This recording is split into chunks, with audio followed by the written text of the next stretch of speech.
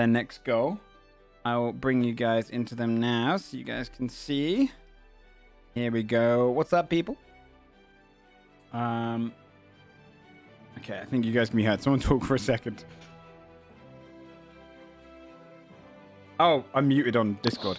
That's why. Sorry, I was muted on Discord and I didn't realize. Hi, guys.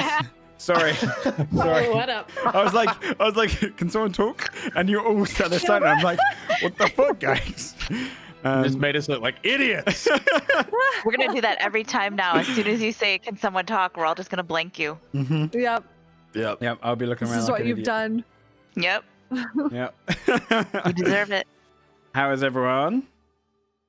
Good. Great. Good. Well, welcome out to episode 6. Episode 6 already. I know. It's crazy. It's been 7 weeks since we started. 7 That's weird. weeks. Mm-hmm. Yeah, almost 2 months. And we're in a pretty interesting place for this episode. I'm quite excited. I've spent the week prepping some stuff going forward, and it's gonna be exciting. I'll kick things off before we get into like any shout outs you guys might have. I'll just say quickly a big thank you to our continuing sponsor for the month, which is Dungeon Fog. You can go and check them out with dungeonfog.com. There's a shout out command in the chat. It's a browser-based map building program for D&D and tabletop games. They don't only have fantasy, they also have cyberpunk and also stuff like modern and whatnot. So if you're doing zombies and all that kind of tabletop RPGs, you can do it all in there. I've been building all my stuff on this week, which you'll see during the coming shows and today's show, potentially, wherever the party end up. It has some really, really cool... I think you can play the game all inside of it as well, so it has these cool lighting effects that you can bring into your maps. Again, you'll see that on my maps. And you can also share maps across the community. I had one of my viewers came to me and asked if I needed maps done. And I'm totally open. If you want to make maps and potentially have them on the show, obviously it depends if they fit. But if you want to submit maps to me, it's a really easy website for doing that. It's free to use, but it also has a premium service, which offers so many more assets. And you can use the code Godforged for 10% off annual subscriptions. So thank you again to the people over at Dungeon Fog for sponsoring the show. And for everyone else, does anyone have anything they want to shout out? No, I actually took a look at Dungeon Fog and it was really cool. It is really cool. I found I like some, it a lot.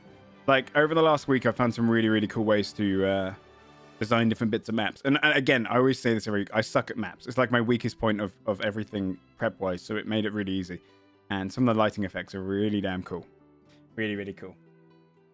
I'm just going to start fights everywhere to see how many maps you have ready. Yeah. God damn it. I'm ready. I go into this basement. I jump in this well to the bottom of the I well. spent hours building maps, but not every map in the world. Tree. It is the fear with Dungeons and Dragons, right? I could prep an entire week of like being like, oh, this is going to be the next 4 sessions. You guys go, actually change your mind. We're going to go into the forest this week. Oh, Yeah. fuck. Yeah. But there you go. Yeah, so if you guys have anything you want to shout, do so now or at the end. We can do either. Otherwise, we can just dive straight into it. Recap. Well, that's Recap. the beginning of that's comes after the shout. Go. Yeah, but can we get it in Silk's voice though? We're shouting out the recap. He's not around right now. Yeah. He's off on his walkabouts. All right, let me bring in some music for you guys in game, and then we will get started. Okay, let's do this music. It's nice.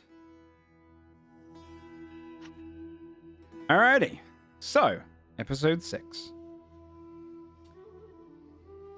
To recap where we left off, having defeated the creature at the docks, the monstrous tentacle creature that attacked them, the party return back to the town of Carbon to claim their reward, bringing the head of the fallen foe with them. They confront Alvid, the fisherman with the bounty, and after some disagreements, manage to get most of the bounty from him. They collected their large sum of gold from the Baron, whilst also finding out about a rampaging Etin eating a farmer's sheep near town. They set out to deal with it. Before heading out, though, they shop around a little bit, head over to the blacksmiths before not buying anything. And they do it as a favor to the Baron, and manage to make very quick work of that creature. After realizing it was the same starving Etin that they'd scared off previously. You also found about the mountain Stonespur, home to the Anhor Rol dwarves. It's barred as entry due to rumored attacks from the Underdark. Returning to town, you found yourselves buying rooms at the Old Crown Inn. And that's where we're going to start our today's journey. You didn't necessarily go to bed, you just bought the rooms. It's still only, I would say, based on the fact that you guys traveled for 6 hours from dawn into town, shopped around a little bit, head out to kill the Etten. It's probably only about 3 o'clock in the afternoon. And you find yourselves in Carban, inside the Old Crown Inn. All of you. Quick question. How wounded am I? Because I wasn't here last time, so. So I think you took 7 points of damage, I want to say. But Cool. Beast. yeah, I would say probably about that. I can't remember the exact number, but I think it's around there. So, you're inside the tavern. Okay. It's the nicer tavern of Carban. It's the one over in the Eastern District, which is the far more wealthier district out of the two. And I described it as a very old building that's been refurbished. It's one of the oldest buildings here in Carban. You just bought your rooms, went to look at them. As you go into your separate rooms, I believe the only person that didn't buy a room was Scold, right? And for you others, your rooms would be, I believe, Saphira, you bought your own room, is what they decided, as befits Typical you. Saphira fashion, yeah. Yeah. And the rooms are far more comfortable. It's not simply straw beds. You actually have feathered beds and feathered quilts. You bought comfortable beds themselves, so they have 3 pillows to each bed, and they're raised off the ground in some nice oaken furniture. So you have your own little basin of water in each room, a mirror, and a carpet on the ground. It smells almost perfumed, and there's a plant on the windowsill that helps kind of give this just much more fresh smell to the room. So compared to the Bullywug Inn that you previously stayed in, this is a far, far nicer establishment, and you also, you spent good money for it. So, after you look around your rooms, what would you like to do?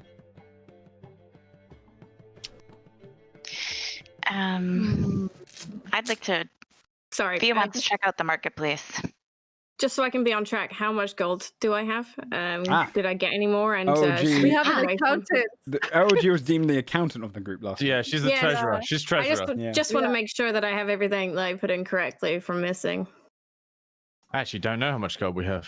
Yeah, I haven't modified mine because I'm counting on old G. There's a...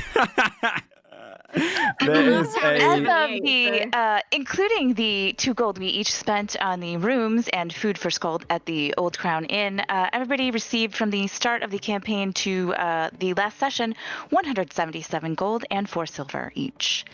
If you had already given yourself the 48 gold from the Goblin Skull Ear bounty, don't double dip. Literally what I wrote in the... Okay, wait, how much do I have? Because I've got 78, so clearly my math is wrong. So you had 78 before, and so you probably, based on how much we had coming into it, you probably didn't add that 48. So add 177 gold and 4 silver. 77 gold and 4 177. silver. Yeah. All right. 100, I'm feeling 177, real rich right now. Okay, sorry, now you can continue. Now that I know that my coffers have been... Yes.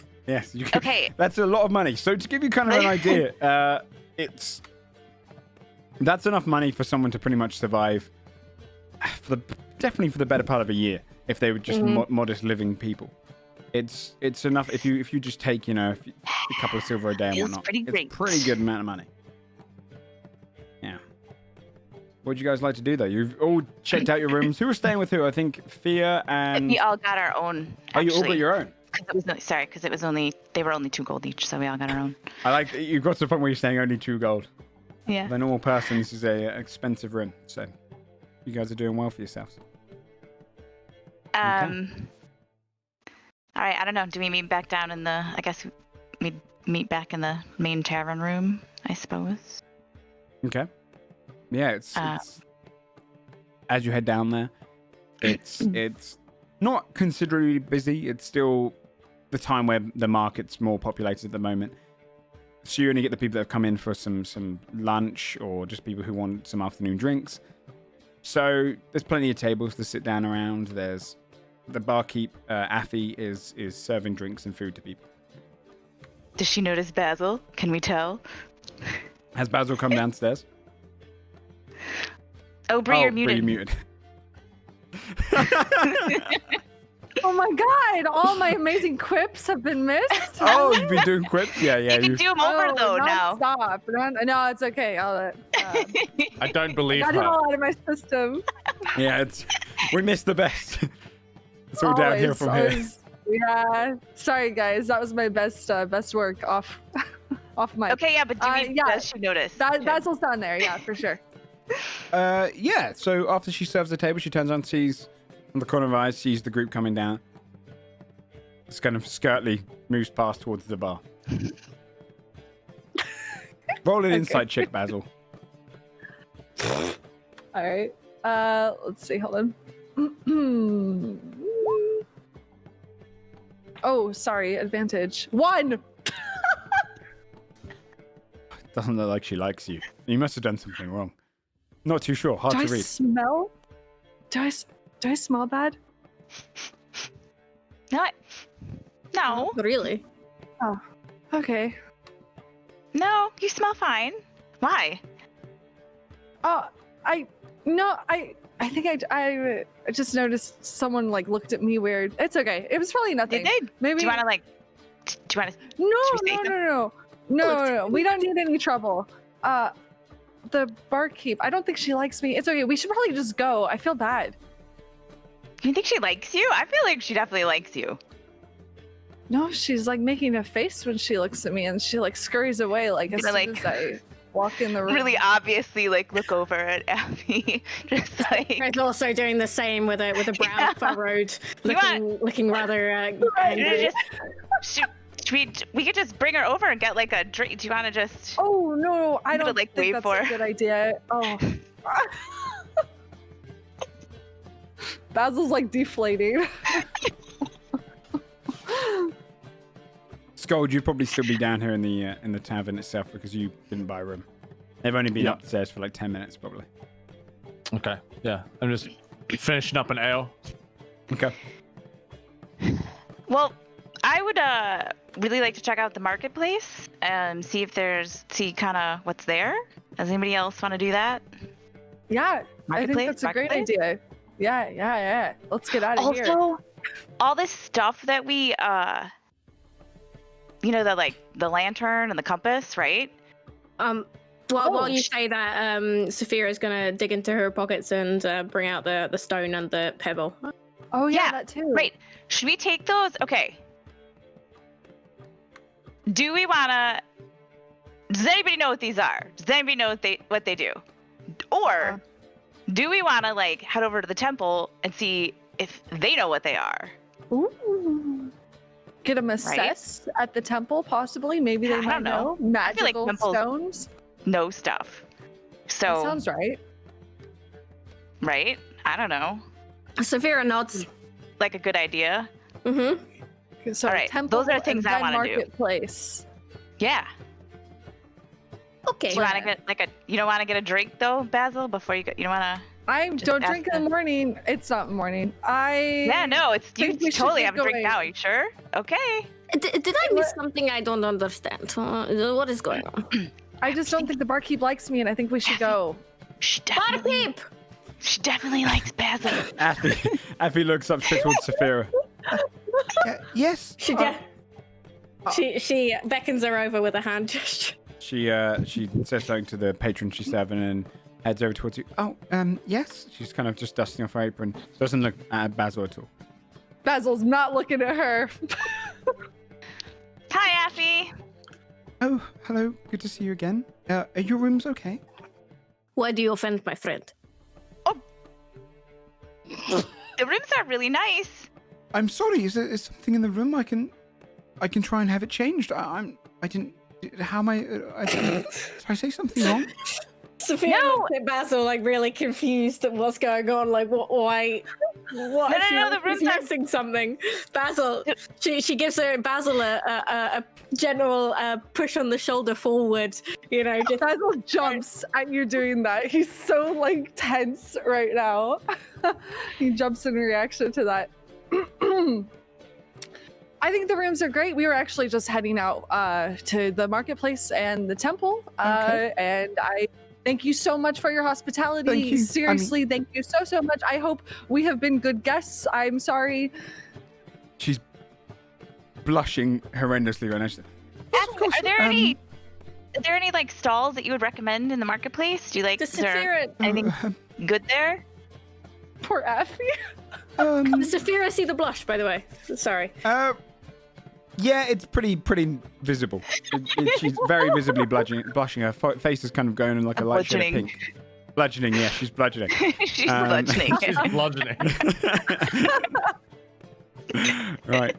Oh my god. Her eyes widening a little bit and looking at Basil like she's suspect.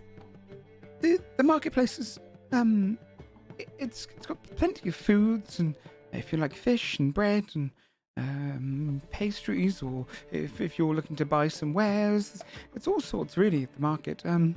It's quite popular. It's many people come from all over. Thank you for your help. That sounds really great. We're gonna go check it out. Yeah, we'll get out of your hair. Well, yeah. Thank you. You weren't in my hair. If you ever need anything, There. you just come on back. All of you. Okay, we'll see you later. She smiles, like quickly just walks back over towards the patron, and she's like, you can hear the person going, my drink? Oh, yes. Just gonna get back to it. I'm gonna look at Basil. She definitely likes you. She definitely likes you. Well, I'm glad I don't offend her. Well, I think we should go. Okay, but also He's that still was not getting what you're saying.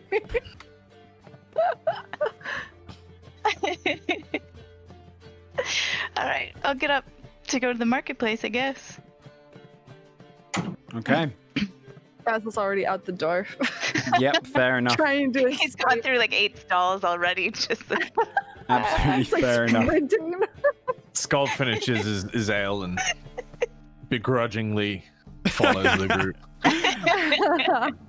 Yeah, Doesn't know what the fuck he just Timothy and witnessed. Skull just have to watch that entire thing, just in silence, just staring. Timothy, let's save our coin for the dwarfs. That's a good idea, yeah. Okay. So you guys want to head out towards the marketplace? Yeah. Sure, yeah. Okay, passing out of the Old Crown Inn, it's quite close to where the market area is. There's kind of the larger wall of the town is where the barracks is, up that way, the one where you first came in and went and got paid. You pass through these great open doors with guards and people just kind of going past you, heading over towards all these different stalls. You'd see various market stalls, some smaller, some larger. As you let me get my market stuff up. Okay, so as you kind of pass in, you can hear people shouting like, only 2 for 2 gold, 2 for 2 gold, it's the cheapest we've got it. You hear all different people just peddling their wares. The first stall you would come across on your left, they're kind of designed in a semicircle, and it's very busy. You'd have to be kind of pushing past people. People are moving in this almost just natural queue system where they're just moving as like a big huddle of people going around in this semicircle. The first stall to your left would be a halfling who's just selling various river trouts and different fish. He's got it all on ice and is just handing out little bags wrapped up and strings up some different trout and whatnot and just hands it. It's quite a popular stall. You can see most of the fish are already gone by this time of the afternoon, and the crates behind them are empty. The next stall along, you'd see another competing halfling who's shouting that his fish are better. He's like, my fish are twice the size of his, and I'll give them for half the price. I tell you that now. You see people aren't using his stall as much as the other one. You'd walk past. Yep. Sorry, go ahead. No, go ahead. No. What do you want to look for? Are there any flower vendors? Yeah, you definitely find a florist. A bit further down, you'd find this charming, quite younger man who's alongside a middle-aged woman. She's helping arrange the flowers on the desk. He's looking around. He's got this kind of short, cropped black hair. Saphira would just wander over there quietly. Hi there. Would you like to buy anything from our stall? She shrugs like kind of awkwardly. The flower that was in her hair from a long time ago has wilted and probably has like one brown petal left on it. She's just looking around and at the different flowers right now. There's various just different colored flowers all across it. Mostly you'd find summery flowers, some larger ones with bigger petals, yellows and blues, and some of them with their bulbs still kind of intact. But it's a very flushed stall right now because we're kind of in the heart of summer. And he looks across at them. We've got all sorts if you wish. We've got this one here, which is a Keswick's Bounty. It's one of our most popular ones. It remains active. The bulb opens up and stays open for a good 6 weeks before ever wilting. So, what are you looking for? Flowers for a loved one, maybe? Mum? She scratches the back of her head awkwardly and just points at the flower that he was referring to that lasts for a long time. Of course. Would you like a bunch of them? Mother, would you like a bunch of the... Yes, the bunch of the Keswick's Bounty. Yes, you see the middle-aged woman who starts arranging and lifting some out and brings them out to you and gives you 6 different ones, holds them out and kind of wrapped up in string around the stems of the flowers, holds them out to you. That will be 4 silver pieces, please. Saphira just quietly passes over the silver, having exactly the right amount of silver, and walks away awkwardly and fiddles one of the flowers in her hair. Hopefully, no one sees her doing this bit. But then she still has 5 flowers in her hand. Yeah, they're kind of this. They're comparable to a kind of a smaller sunflower with these little bit of a kind of a bluish, almost like a stain going up each of the different petals. So it's a bluish yellow flower.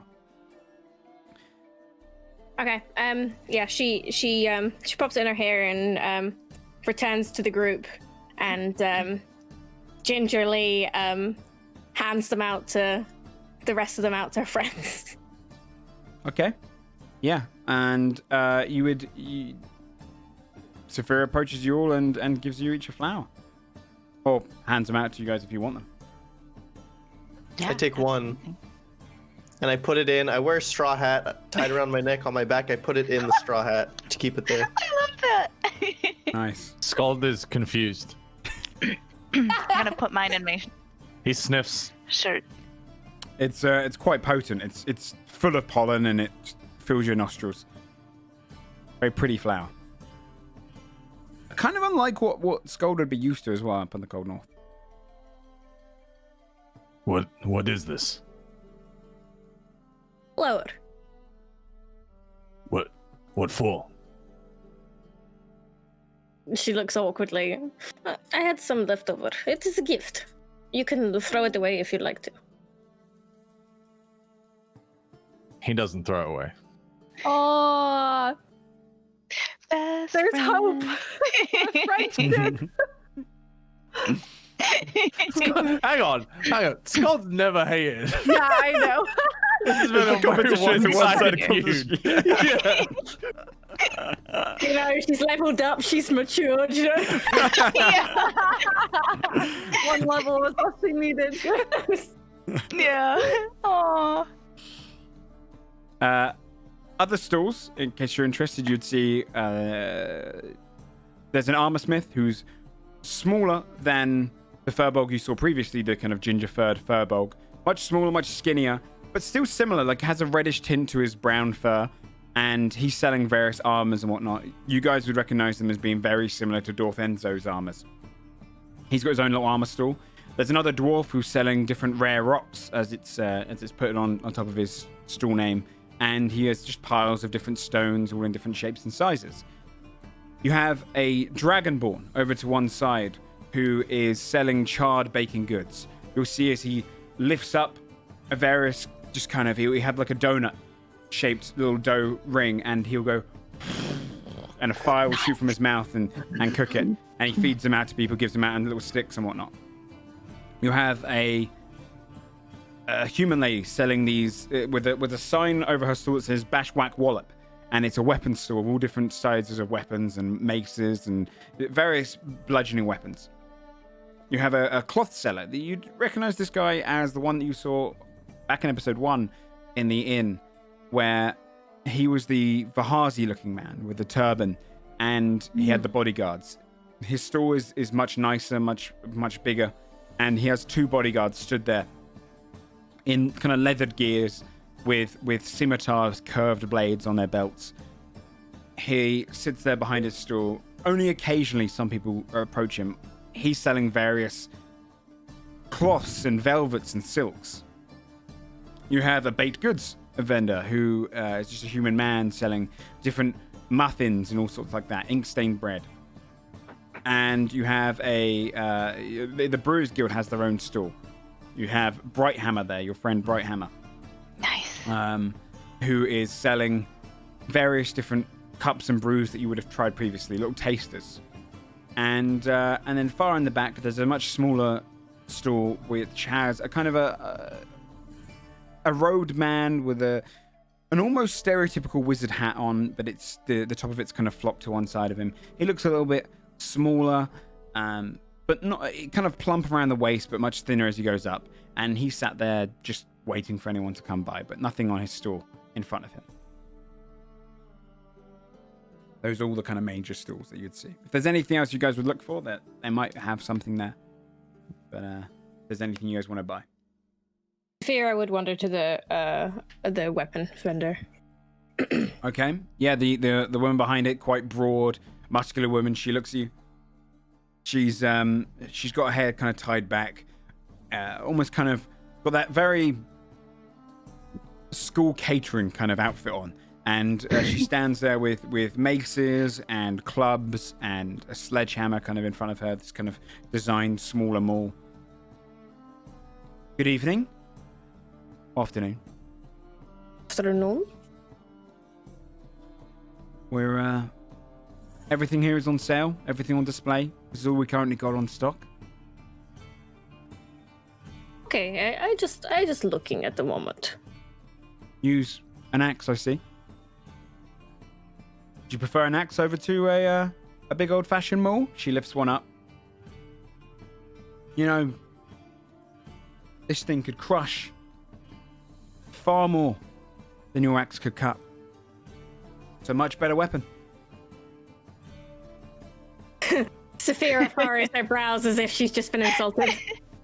What? Oh boy. Just saying.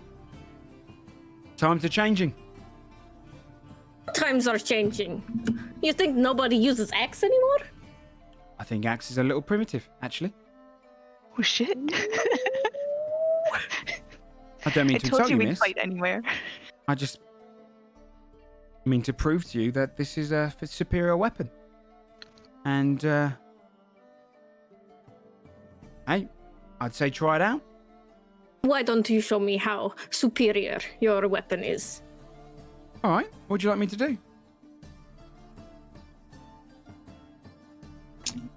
Saphira just takes a deep breath in, and she's like, Oh no. use it against me.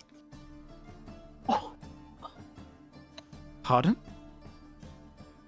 If you want me to buy this weapon, you have to fight me. I'm not going to fight you. But do you want me to hit you with it?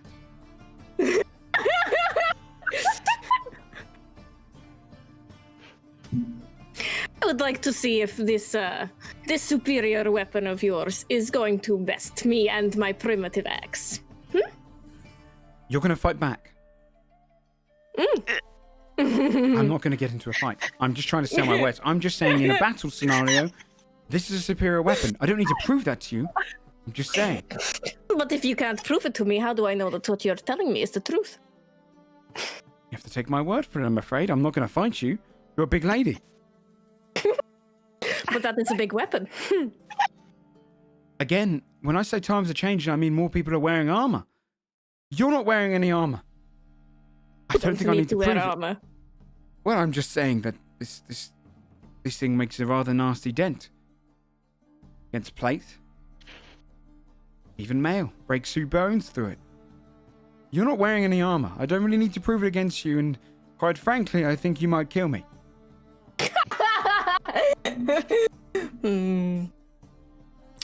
Well, I think that I will stick with my primitive weapon for now. And then she walks away. Okay. Yep. I am. Do I see any? Okay, this is weird. I want to look around and just kind of scope out, see if I see any like urchin-looking kids. Yeah, there'll be a couple, definitely. People who are taking advantage of the market and the busy square. So, I don't really know if this is exactly how we would use this, but I kind of want to send a message to my contact. Okay. Via a street urchin. No, yeah, okay. Sure. Yeah, Do okay. you want to go to a kid? So, okay. Yeah, so I'm going to find a... She's probably looking for, like, a kind of, like, young, scrawny-looking little girl, maybe. Okay. Rather than, like, a tough-looking, you know, You'd young see man that or whatever. most of the kind of the bigger boys and whatnot are waiting around some of the food stores, waiting to see if they can nab anything. Their clothing makes them stand out a lot more than the people around here. Most of the people that journey around the market are wearing kind of nicer clothing, at least not tattered, or at least not dirty with soot or different dirt and whatnot. It's clearly they've come over from the different part of the town. You would see a little girl set on a kind of a step that leads up to a different house. And she's just kind of waiting, looking around, watching people. She's a little bit muddied on the face. She doesn't wear very nice clothing. Wearing a little hat that kind of hangs over her side a bit too big for her. And her hair's kind of cropped up a little bit. Split ends around the bottom of it. This kind of dirty brown hair.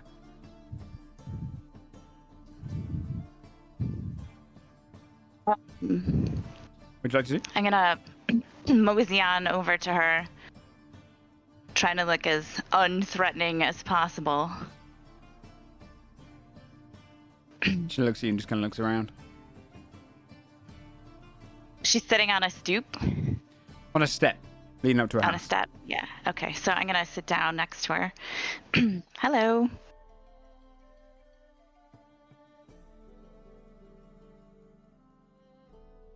Yeah, right. It's okay, you don't really have... Why am I talking to you? Well, I'm hoping that you could help me out. I need to get a message to a friend of mine, and I think that you can probably get that message to him. Yeah? Who's your friend? His name is Mr. Chambers. He's in Pennytown. She now looks at you a little bit more interested. Like a pirate. A pirate? Are you a pirate? Do I look like a pirate? I don't know. I've never seen a pirate. Well, I'm not really a pirate. I don't want to tell anyone that I'm a pirate because people don't really like pirates. But I do need to get a message to my pirate friend. Do you think you can help me out? I know a couple of people. Yeah? Okay. So, my name is Fia, and I'm staying at the Old Crown Inn over there. Okay? Mm-hmm. Yeah. And I would like to ask my friend, Mr. Chambers in Pennytown, if he's heard of anyone called Ramir Silk, and if he knows where he is. Is that it? That's it. And I'm gonna take like a couple silver out of my pocket. And I'm gonna give it to her. So you keep that close. Don't let anybody take that from you. I thought pirates had gold. Yeah? Well, let's see if you can get that message to him and get me a message back. Holy shit. Roll a persuasion check. Ruthless. Good for her. Yeah, holy shit. She's a young Fia, dude. Roll 20. Oh no, only a 9. Oh. I mean, I earn more than this a day by just being here in the market. Yeah? How much do you earn in a day? 2 gold. 2 gold a day. What do they have you do?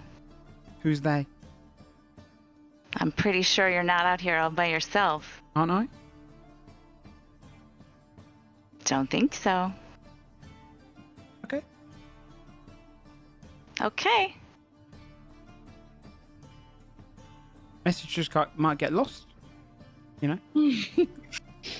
Hmm.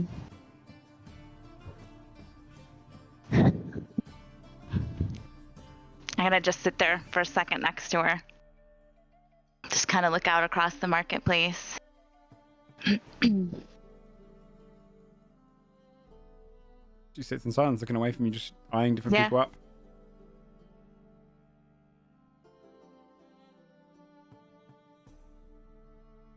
If I give you 2 gold,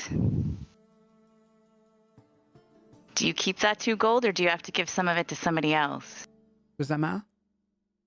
It does. A little bit goes elsewhere. How much goes elsewhere? Half of it. Half of it goes elsewhere. Half of it goes elsewhere.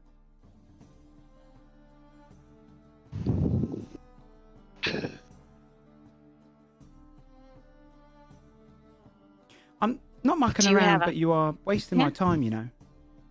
Do you have a do you have a place you can hide stuff that nobody knows about? Might do.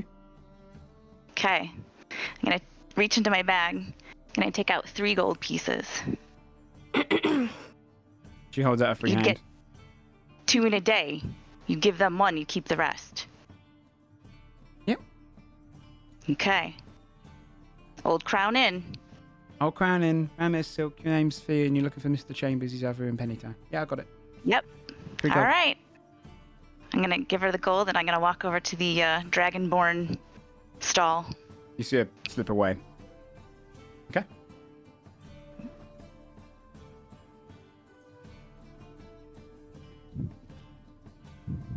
Yeah, the Dragonborn stall, do say. Yeah, absolutely. That guy's roasting donuts. Yeah, okay. He's got various baked goods and whatnot, and he has them raw, and he. Roll a perception check. With advantage.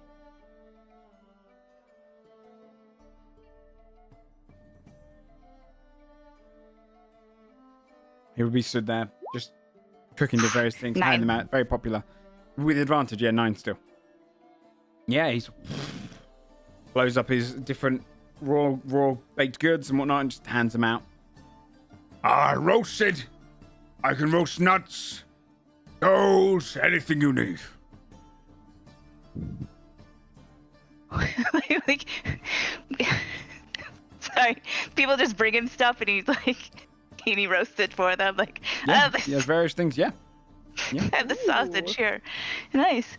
All right. Do you what kind of pastries do you have?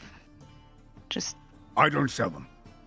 You don't sell them, so I gotta go to that guy to get. Yes. If you want your bread baked by Dragonborn, this is where you come. I mean, I definitely do, but that guy looks like he's selling stuff that's already baked. Yes, on a kiln, perhaps.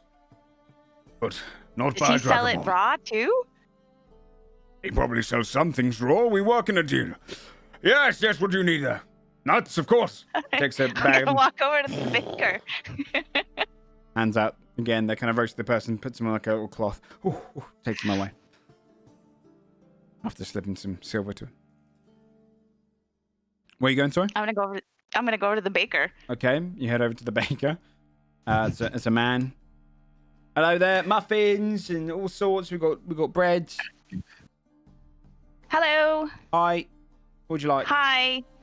Well, I was just over at that gentleman, and he said that he doesn't actually sell the baked goods that you do, and then you sell them raw, and then he Okay, yeah, if them? you want some, yeah, you can take it over to him if you like. That's fine. What would you like? Bread? What do you have? Doughs? What would you like? Do you have anything sweet? Yeah, we got some sweeter bread. I've got some ink-stained bread as well. Pies. Ink-stained bread? Ink-stained bread, that's right. Pies. Oh. Pies are good as well here. We You got realize some Skull good is pies. beside you, and he's just eyeing up the pies. Oh, pies. You want to look at? Do you want to? Should we get a Cooked or pie? raw?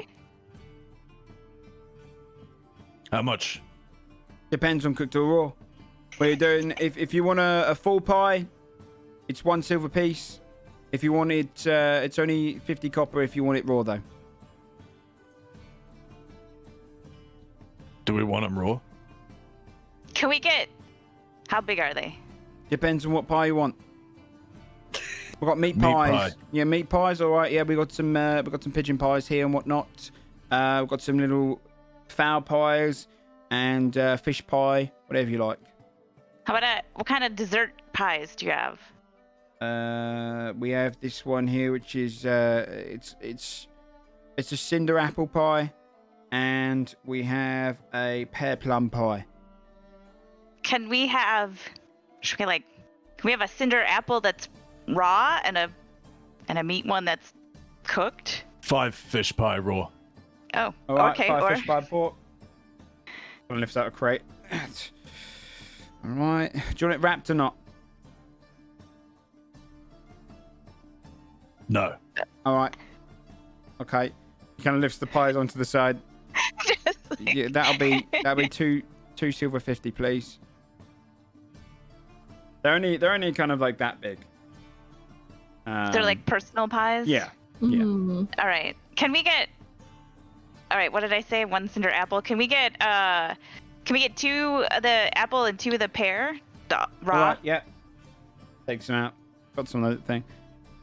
All right, yeah, that'll be an extra 2 silver on top, please. 4 silver 50 in Okay. total. Thank you. Yes, sir. And he starts serving someone else.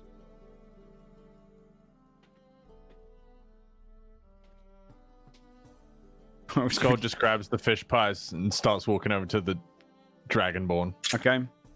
I'm gonna look for everybody else and kind of be like,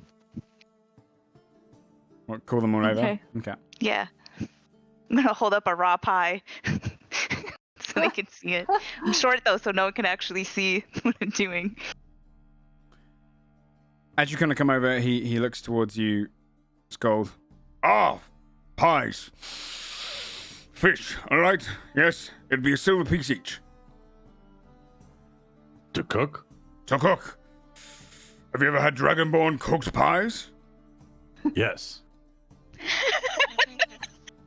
Well, I'm not sure where you've Twice had the them. That's twice the value of the pie. Yes. It's not as simple as cooking it on a kiln. Yes, it is. No, it's not. I'll cook them myself. Takes the pies back. Wait. How many do you have there? He looks back at Fia. We have 4. I have 4. 9. So 9, yeah. 5 silver for all of them.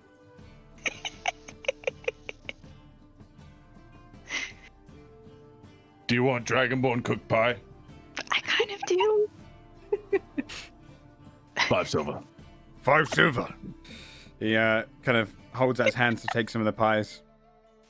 Scold, roll a perception check. Okay. I didn't roll that, right? No.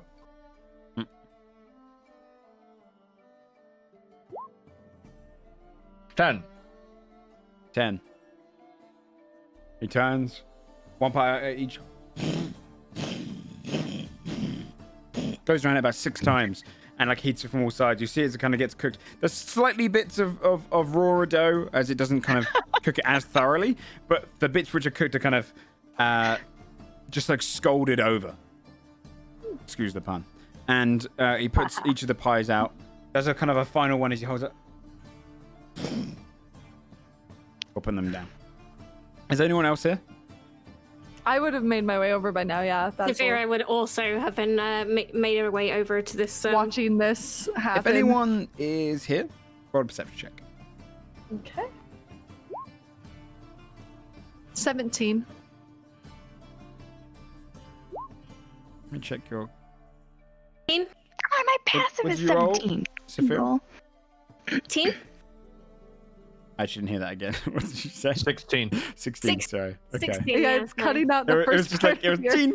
I was like... Sorry, 16. Let me just see something here for a second. Okay. Oh my god, you hijacked my character sheet. Yeah, oh, sorry, did I close it for you by accident? I was just checking your No, you're thing. fine.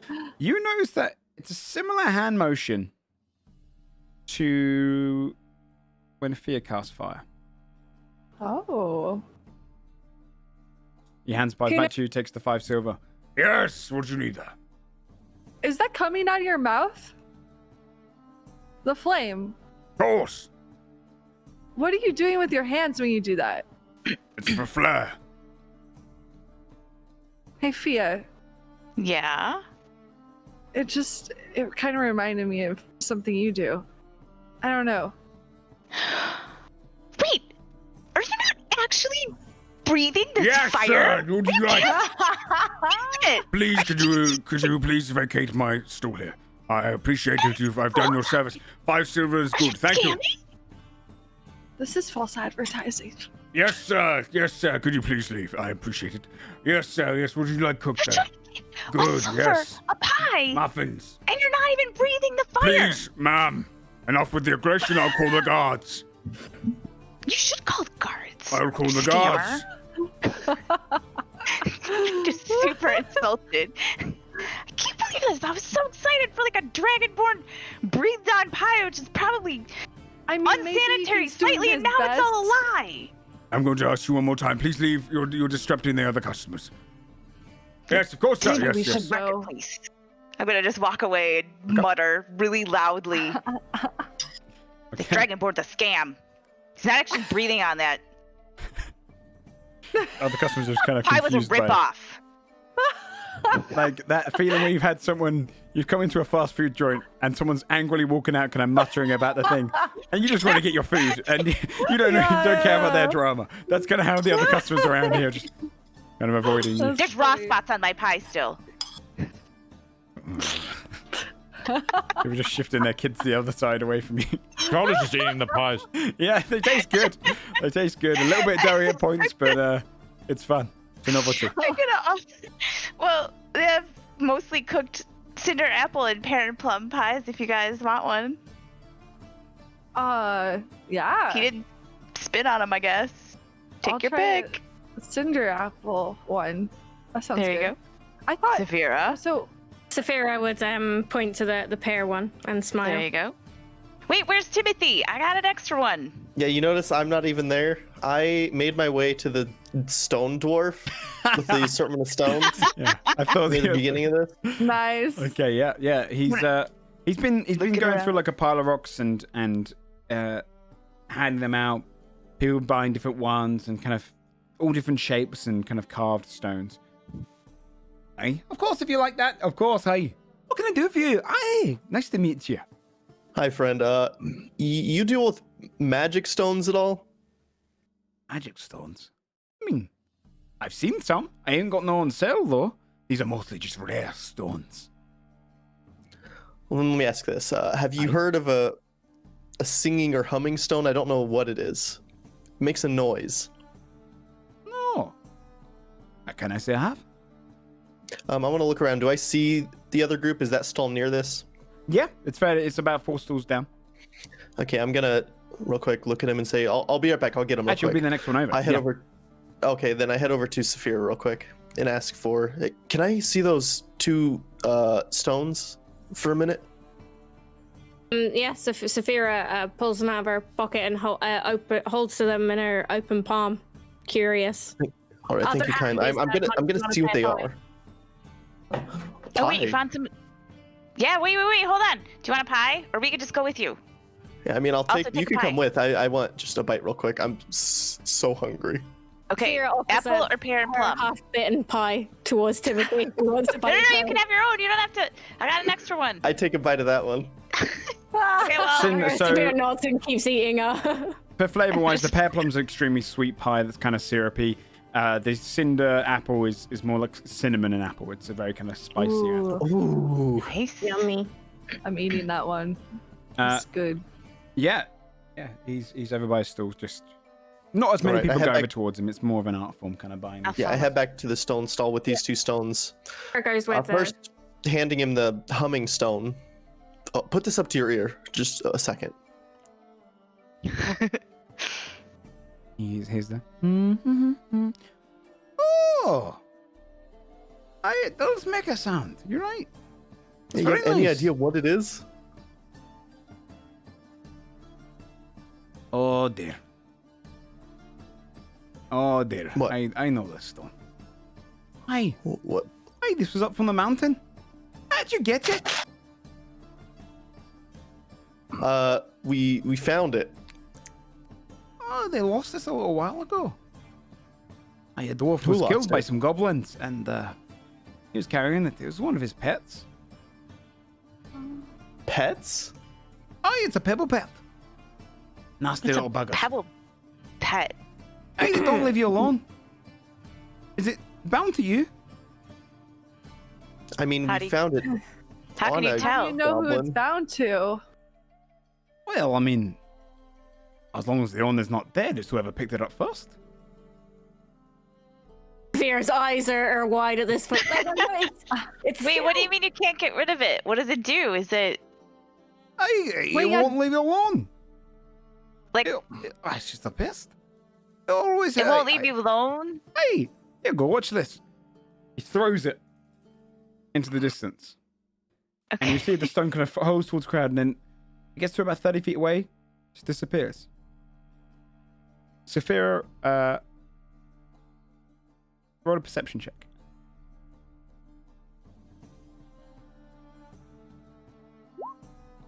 20. Nice. The pocket on your side, you feel like it's that slight bit of just like something just digging into you a little bit.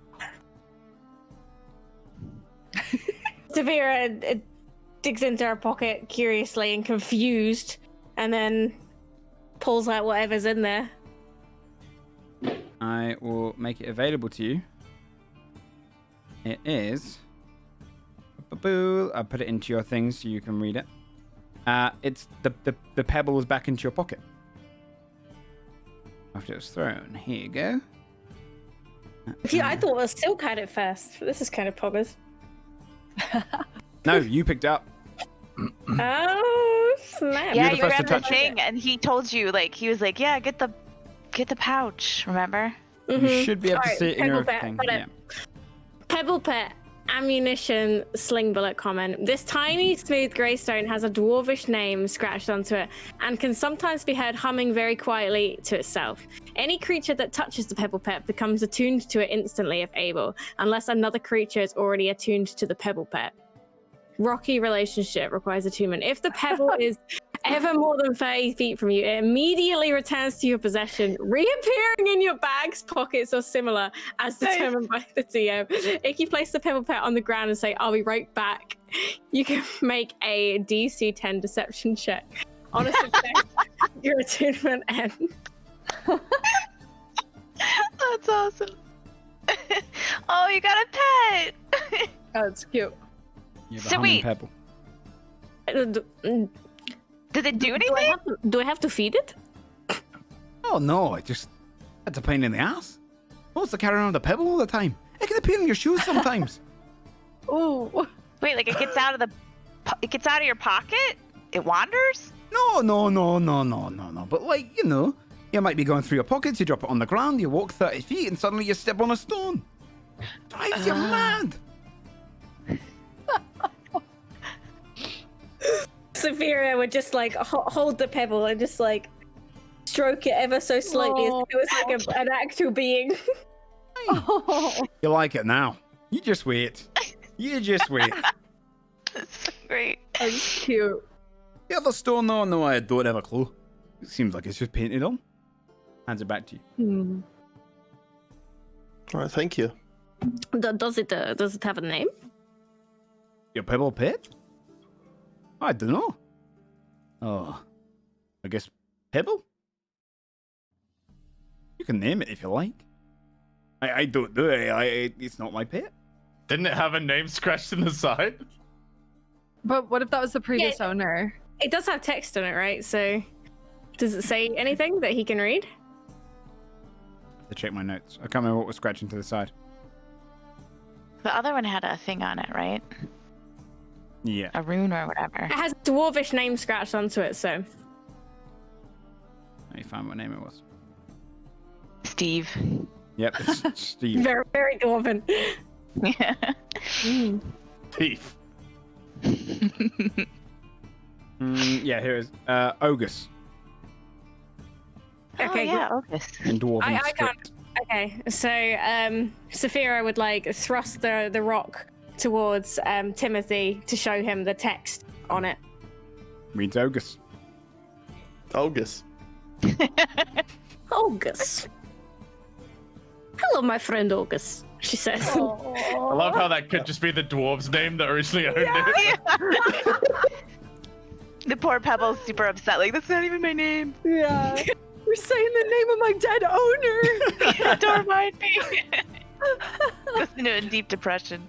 What did the other stone say? The not special one? I believe it had just a kind of a very almost tribal kind of drawing on it. It didn't have any words on it. It's just kind of designed to just look a little symbolic on the front. Kind of almost painted ink onto it. I believe. Actually, and I also had a face. Just found my notes here. I had kind of a face crudely drawn Like a onto it. smiley face? Did it look happy? A More dwarf. like a childish drawing. Dwarf.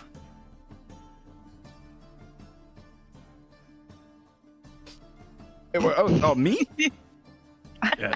Hey, there's two dwarves here. I mean, be more specific. I mean, he knows my name. I know his name. Hey, what do you want? Tell us about the mountain. Hey, what do you want to know? I used to live up there. I heard it's closed. Aye, nasty business, that. Do you want to know about that? Really? Yeah. Aye. Yes. Yeah, like, why is it closed? Do you know? I've heard rumours. Some sort of Like- infestation. Like- Aye. Like bugs? I'm not too sure. I'm not too sure what kind of bugs go up there. Perhaps they've got attacked by goblins. Perhaps they... I don't know. There's worms and all sorts in the mountains. I don't know. It could be Clothic. Could It's not be like anything spiders, else. is it? Spiders. Maybe from the No. Underdark. Grothics. Aye, of course. Although maybe not that far up. See, Anhor Rol is quite a clever mountain. It's quite dense and it goes out quite far. They never tried to dig Shoots a so glance far. at Timothy. They tried to keep them mining on a level basis. But, so it'd be surprising that the Underdark creatures have gone up there, but hey, that's what they've been saying. I don't mind that. I mean, I do mind, don't get me wrong, it's just I don't have any family up there anymore. That's why I moved down here. So, but nasty business. How do we get up there? Well, I mean, the Woodlands is a long stretch. Many miles, but it's clear. That's why they call it the Clearwood. Not many dangers in there, but if you stick to the path, or that way for a couple of days, make your way up the mountain path, you can get up to the front gates that way, but I'm not sure they'll let you in. They are Do you only know how letting long in it's- people that are fighters, I guess. But Soldiers. do you know how long it's been closed off for? Aye, about two weeks. Also, I sometimes I go up there, so I wasn't able to go up there about 2 weeks ago, so I imagine that's about how long. Besides all the talk. Everyone's got rumours. Maybe the Earl has taken over. He's going to use his army to come in here and attack us. Or maybe he's just leaving us vulnerable because he doesn't care anymore. Lots of rumours, you know. That's what it's town life for you. Aye. But, Aye, the pathway is fairly clear. Just a couple What of dead makes you troops. think we're not fighters? Well, you're not soldiers, right? I assume. You Other don't- people don't can solve- fight besides soldiers. Aye, but I don't know if they've let mercenaries in. Quite frankly, I'm not too sure. But, all I know, though, is if you go in there, they're probably not going to let you out. What do you mean they're not going to let us out? Well, none of the soldiers have come back. No, I think we heard that maybe they were going to come back soon, so maybe it's all fine. Maybe we'll head up there and we'll meet soldiers on the way back. Aye, maybe you will. Maybe on your way up there, you'll see the soldiers. That'd be good. Aye. It's a great place, Anhor Rol. A wonderful mining town. If you've never been to a dwarven town, I mean, I know you must have. He looks at Timothy. Absolutely. It's the best. I just miss the open air. I know it sounds weird, right? Most of my kin, they think the opposite, but just something about. I don't know. I have dreams of just falling up into it. Aye. What if you go up there? Good luck. Even if it's fine. Anhor Rol's a nasty place at the best of times. We just said it was really great. Aye, it is great. But it's great if you and like nasty. Aye, I mean, the dwarves are stubborn. Aren't we? Looks at Timothy. Some of the most hospitable people. But also some of the least. Would you like to buy any rocks, though? I mean, you know. Where's your hair? Well, what are they for? You mean what are they for? They're art? Can you not see it? Oh, You I'm lift so someone up and sorry. it's kind of just Clearly, painted different like blue dots all across it. I made this myself. whoa, I've never seen art like this before. How long does each one take you? Oh, about 5 minutes. Oh, that's amazing. You're very fast at your craft. I am good. Clearly, yes. Who would buy How mu- this? Oh. Collectors. That's who. People that appreciate buy one. art. I'll buy take They're one. like fun pops. Hey, 10 copper pieces, please. 10 copper? Aye. I'll take 2. Take 3 if you like 30 copper. All right. Okay. I'll look for 3. Treasure. 3 of them. Any of them that have sort of green markings on them. Okay, yeah, you'll find several. He's got all different colours and just gone through them. So you add 3 coloured pebbles or stones to your... All right. Nice. Bargain. Bargain. So good. Oh my god. I want to wander over by the guy with the bent wizard hat Okay. with the empty stall. Oh, hello there. He has nothing on his stool. That's out of character. Hello. How are you today? Fine. What? It's a really nice stall you have here. Are you selling anything? Are you? Yes. Oh, identify items for you. Oh, you can identify items, can you? How much? Sorry? How much? Like, how much do you charge to identify an item? 5 gold apiece. If I give you 5 gold and I hand you something like a lantern, are you just gonna be like, it's a lantern, and then I have to give you 5 gold? Because I'll be really upset. No, I only deal with magical items.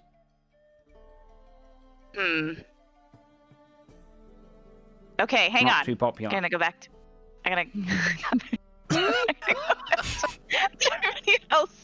Hey, you know the guy with the bent hat over there? He says he'll identify items for 5 gold each. Oh, we still But- have that. Well, we have Okay. a lot of items actually. We do have a couple items. We could also try the temple, and I want to just warn you, he kind of talks like, I don't know, he's got like a weird kind of, it's a What's don't wrong with laugh. that? Maybe he's No, it just- congested. I think he might be, so don't let him sneeze on you. Oh, Do we want to 5 gold? I don't know. Yeah. Is that a good price? I've never. Do we have items that need analyzing? We do from We do. before. You got 4 items. The compass, Did we? the lantern, the flask, and the Did other we? rock. Wait, really quick. Did we ever find out what that green cape did from session 0? Yes, we did. Okay. What about the leather belt with the symbol? The cape, you regen 1 HP per hour in bright Okay. light. Oh yeah, photosynthesis, right? Okay, Yeah. got it. The belt turns into a whip, and it hits you if you miss. Okay. Okay, that sounds great. Yeah, that sounds. You can carry that one. And then we have the lantern, the flask, and the compass that we just. And the second Got stone. Okay, Oh, and the second stone. Yeah. right. So Okay. we can. Okay. Do we want to pay this guy like 20 gold, or do we want to try the temple, where we probably could also ask for more information? How close feel- is this vendor, by the way, from their conversation? A fair distance. He's kind of in like the quieter. Where the kind of the barracks is behind him is shading over his stall. He's the only one that's not really getting the nice kind of light from summer. Just set off to one side. What if we just have him do one and gauge how good he is? How are we gonna know? But like, if we don't know what it is, how are we gonna know? If he's really good, won't we know? Look, he could tell us anything. He'd be like, "This lantern will tell your future." And Why don't we make you- try it after he Do you tells think he could us? tell our future? No, I don't think he can tell our future. No, he can only identify items. He can't tell our future. Do not let anyone tell you they can tell you your future. Wait, why? Because they're bullshitting you. They're just trying to get money. They're gonna be like, "I can see that you're gonna have a wonderful adventure in your life, and Oh, do you You think so? have a lot of pain around someone whose name starts with the letter L." No, wait, is it L? L? Do you know anyone L? I don't know. Oh God. That's No, just maybe like it's not if you L. actually Maybe it's did R. Like, that's what they do. And then they're like, "I do know someone with a first name that starts with R," and then they hook you, and then they take all your money. Oh, you weren't doing it. Oh. No. Okay. Okay. Yeah. That's Maybe it's we should go to bullshit. the temple. Fira's already at the merchant. Okay. She's her other rock out, Hello. like, "Tell me everything." Is his name Nigel, please? Actually, let me check if I've got his name down. Nigel Thornberry. No, but it's along the same lines. Rupert. Hello to you. Hello, I have a rock. She digs into her pocket and she shows the rock to the guy.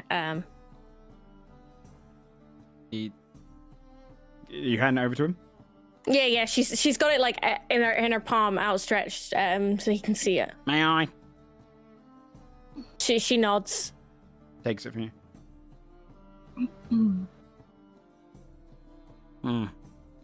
Yes, yes. I'll head over. It's definitely magical. Would you like me to find out its properties? She nods. Alright, 5 gold pieces, please. He pops it She down. He takes yeah, out she a digs- quill. she digs And, into her pouch and pulls out 5 pieces. Okay, yeah, he just pop it on the table. Alright, he takes out his quill, gets some ink out, rolls a parchment to the side. You see him lift out a kind of a large pearl, twice the size of the ones you've got, and a feather, this long kind of white feather. And he places them on and he starts kind of muttering these spells under his breath, looking at it, rolls the pearl across it, and waves the feather as he talks and moves his hand motion. He puts it aside. And he takes the quill, dips it in the ink, and just starts writing on a parchment quite quickly. Here we are. And he passes across your rock after identifying it. And it is this for you.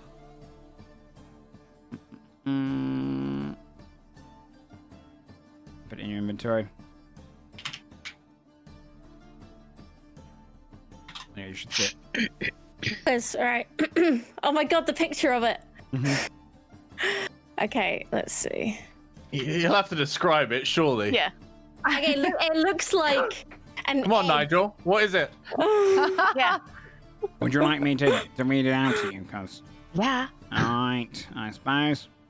Yes, this indeed is a whetstone. I believe it is some sort of river stone that has an enchantment on it. Yes, it seems that what it does is it holds in a ludicrous amount of liquid. I'd say somewhere close to 2 gallons. And you can pour it out at the same time. Just take a couple of seconds to squeeze on it. And it will empty the liquid as well. Can it carry any liquid? Like, Not sure. Like Do a. you just put it in and then it sucks it up? Yes. Wait, so like ale or like. many more liquids. Any- Yes, no, I'd say at least 30 gallons.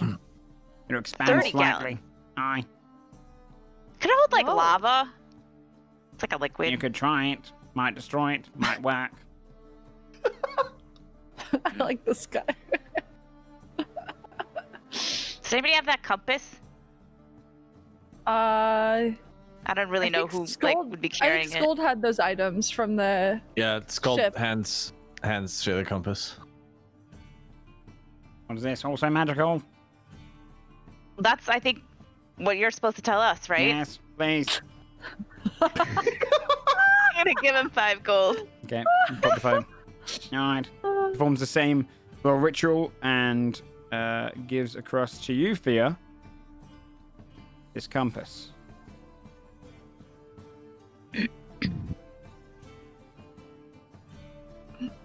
So what it so what is it? What does it He do? passes across the parchment he's writing as well, which is kind of a more in character way of giving you the information of what's on it. That's cool. I want him to read it. Come on. Alright. We love his voice. You made a character with that voice. Now you're gonna have to voice it. I'm sorry. The thing that gets me is the face he rests in while he's doing the I voice. know, He's like, it's so good. I'm Well, what does this one do? now it's got 2 needles.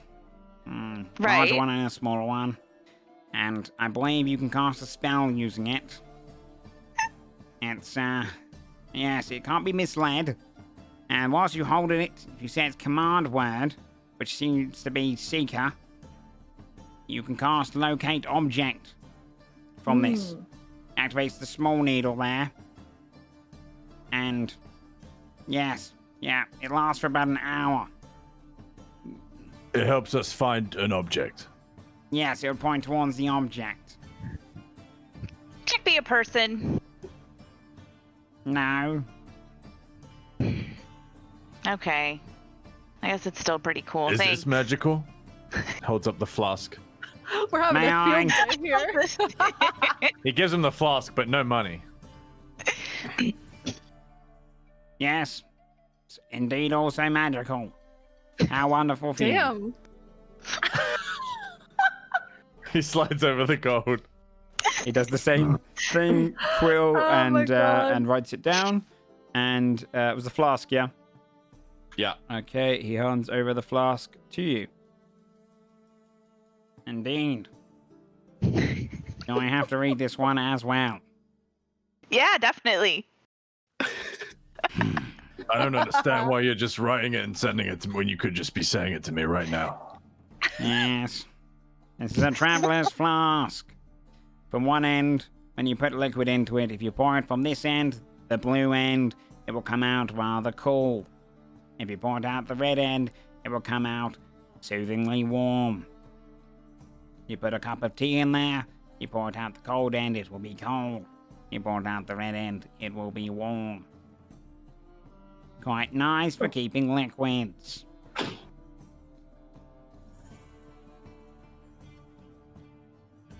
I feel like I wasted 5 gold. Can you put the Pulls it stone back towards- in there, and then it would like fill it, and then you would just always have. This is great. You could. Like, pour have it. Just think about it. Just like pour stuff from the stone, right? Into the flask. You're like, oh no, this is like lukewarm. I want it cold. The teachings of Sakata say not to mess with magical items to such an extent. Perhaps it would work, but also I must. That's not messing with it. No, you just Please, like hold ma'am. I must stone with one hand. Please, ma'am. I must err to caution. Such is the way of Sakata. If you are going to do that kind of experiment, please don't do it around a populace. Thank you. Scold just hands the flask to Fiat. It's yours. I'll be sure to wait till we're in the countryside to try that. Thank you. Thank you for the warning. While everyone's talking, Saphira would be looking at a rock, and she's kind of got her hand outstretched away from her a little bit, and she just gives it a squeeze. It feels, even though from the outside it feels very much like a hardened stone, when you squeeze it, it almost feels like a stress ball. Anything come out of it? It's currently empty of liquid. Okay.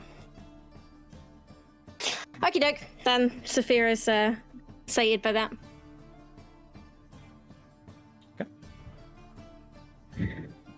Is that it? Okay, well, no, I think we have one more. Should we do the lantern? Yeah, may as well. Yeah, right. All right. All right. What's that his hand to take it? Who's got the lantern? I think Scold as well. I think Scold had all those ship items. Did you hand it across, Scold? Yep. All right. He does the same process. Hands back. Kind of relieved that everyone wants the items and then they're paying for them. Yep. He hands it across to Scold afterwards. Loaded. Writes down all the information, passes it across to you. That is the Storm Seer lamp. Yes, it's an enchanted lamp. It gives off a faint, refreshing smell that reminds you of being near the ocean, doesn't it? You can cause you can cause it to shed a bright light up to 20 foot, I believe, and a dim light further onwards. So like the regular crystal on the lantern. inside, no. The crystal on the inside can alter the radius. And once it's glowed for 8 hours, you're going to have to wait until dusk to do it again. It also lets you know if a storm is coming within 3 hours of it arriving, as long as you're within 1 mile of the storm. How does it tell us?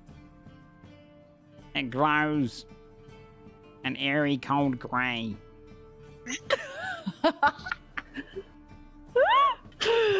Thank you for your service. Appreciate it. If you do stop by the Temple of Sakata, please give a good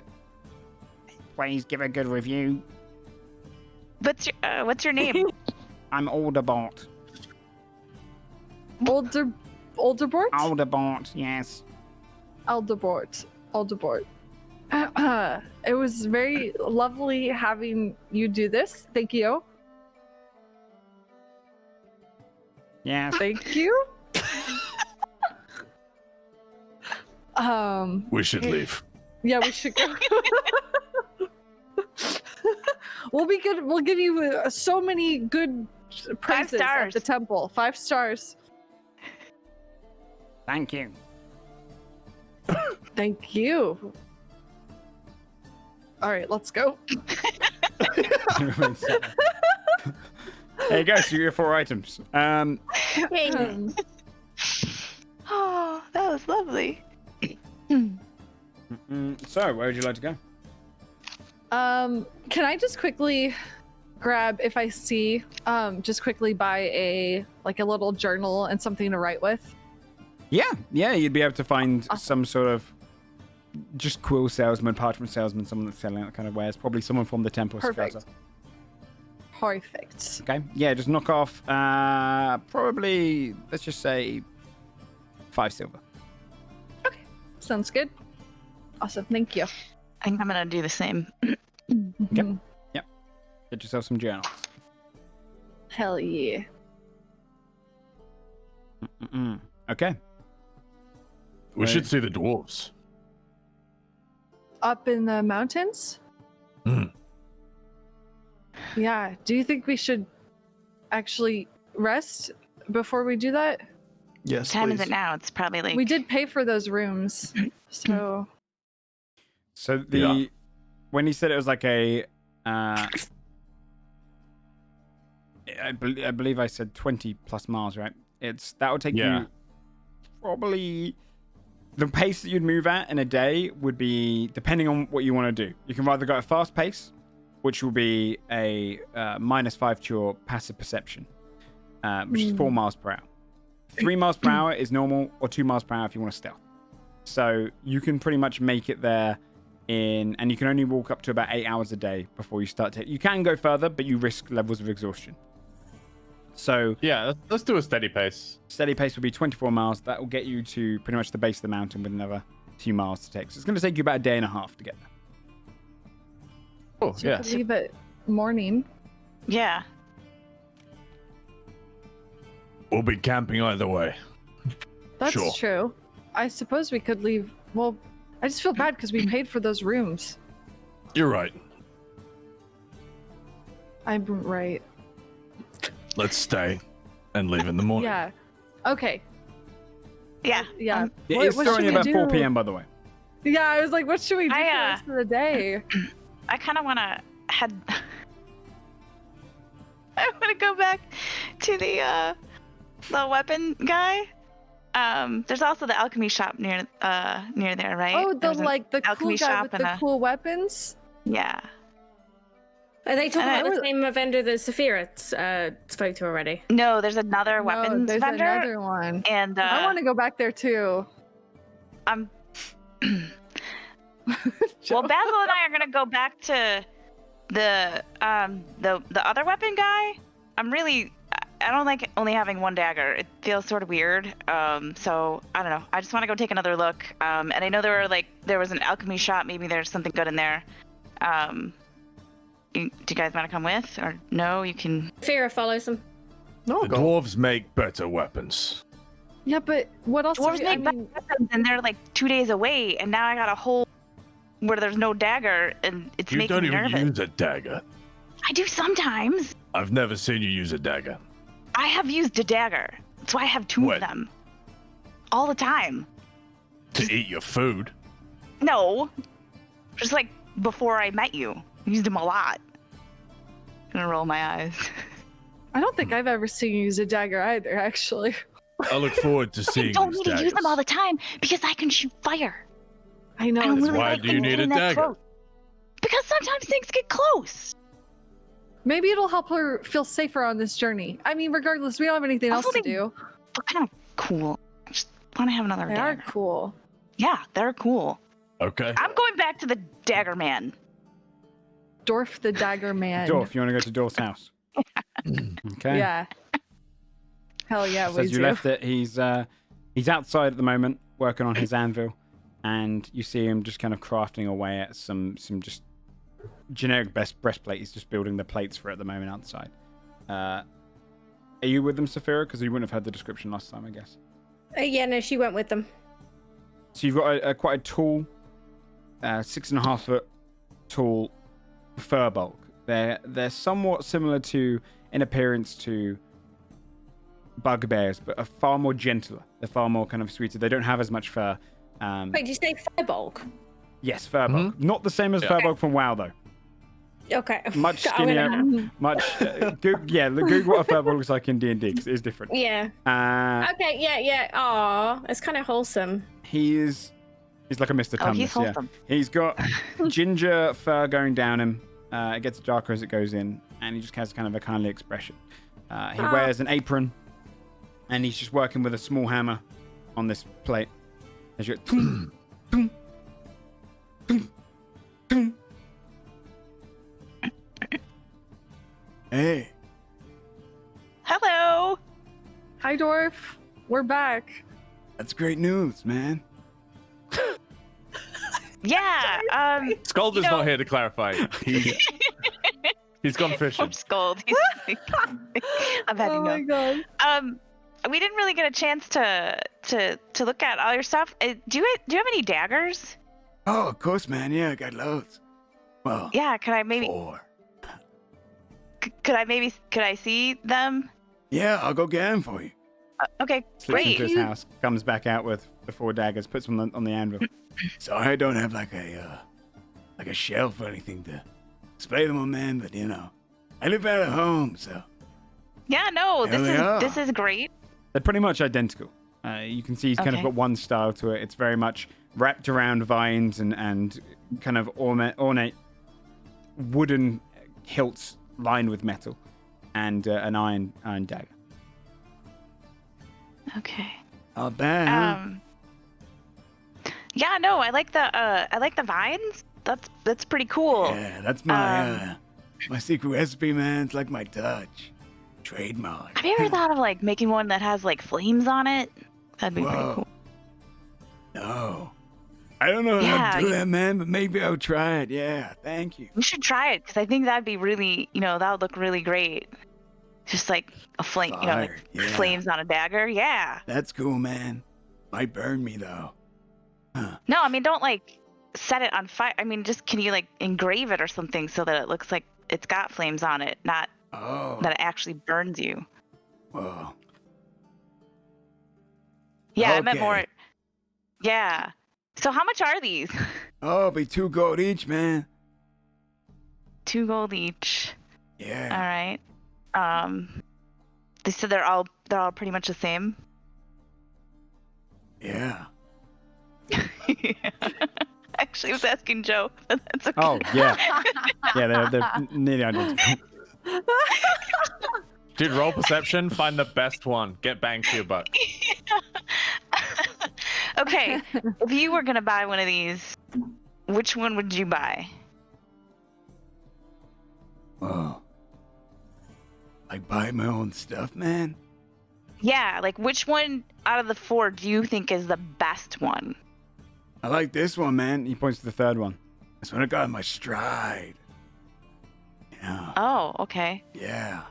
So you didn't hit your stride, and then this one's where you really. That one I gave my heart and soul to, man. Not literally. No, that would be weird. Yeah. Yeah. Okay. Yeah. No, I'll take that one.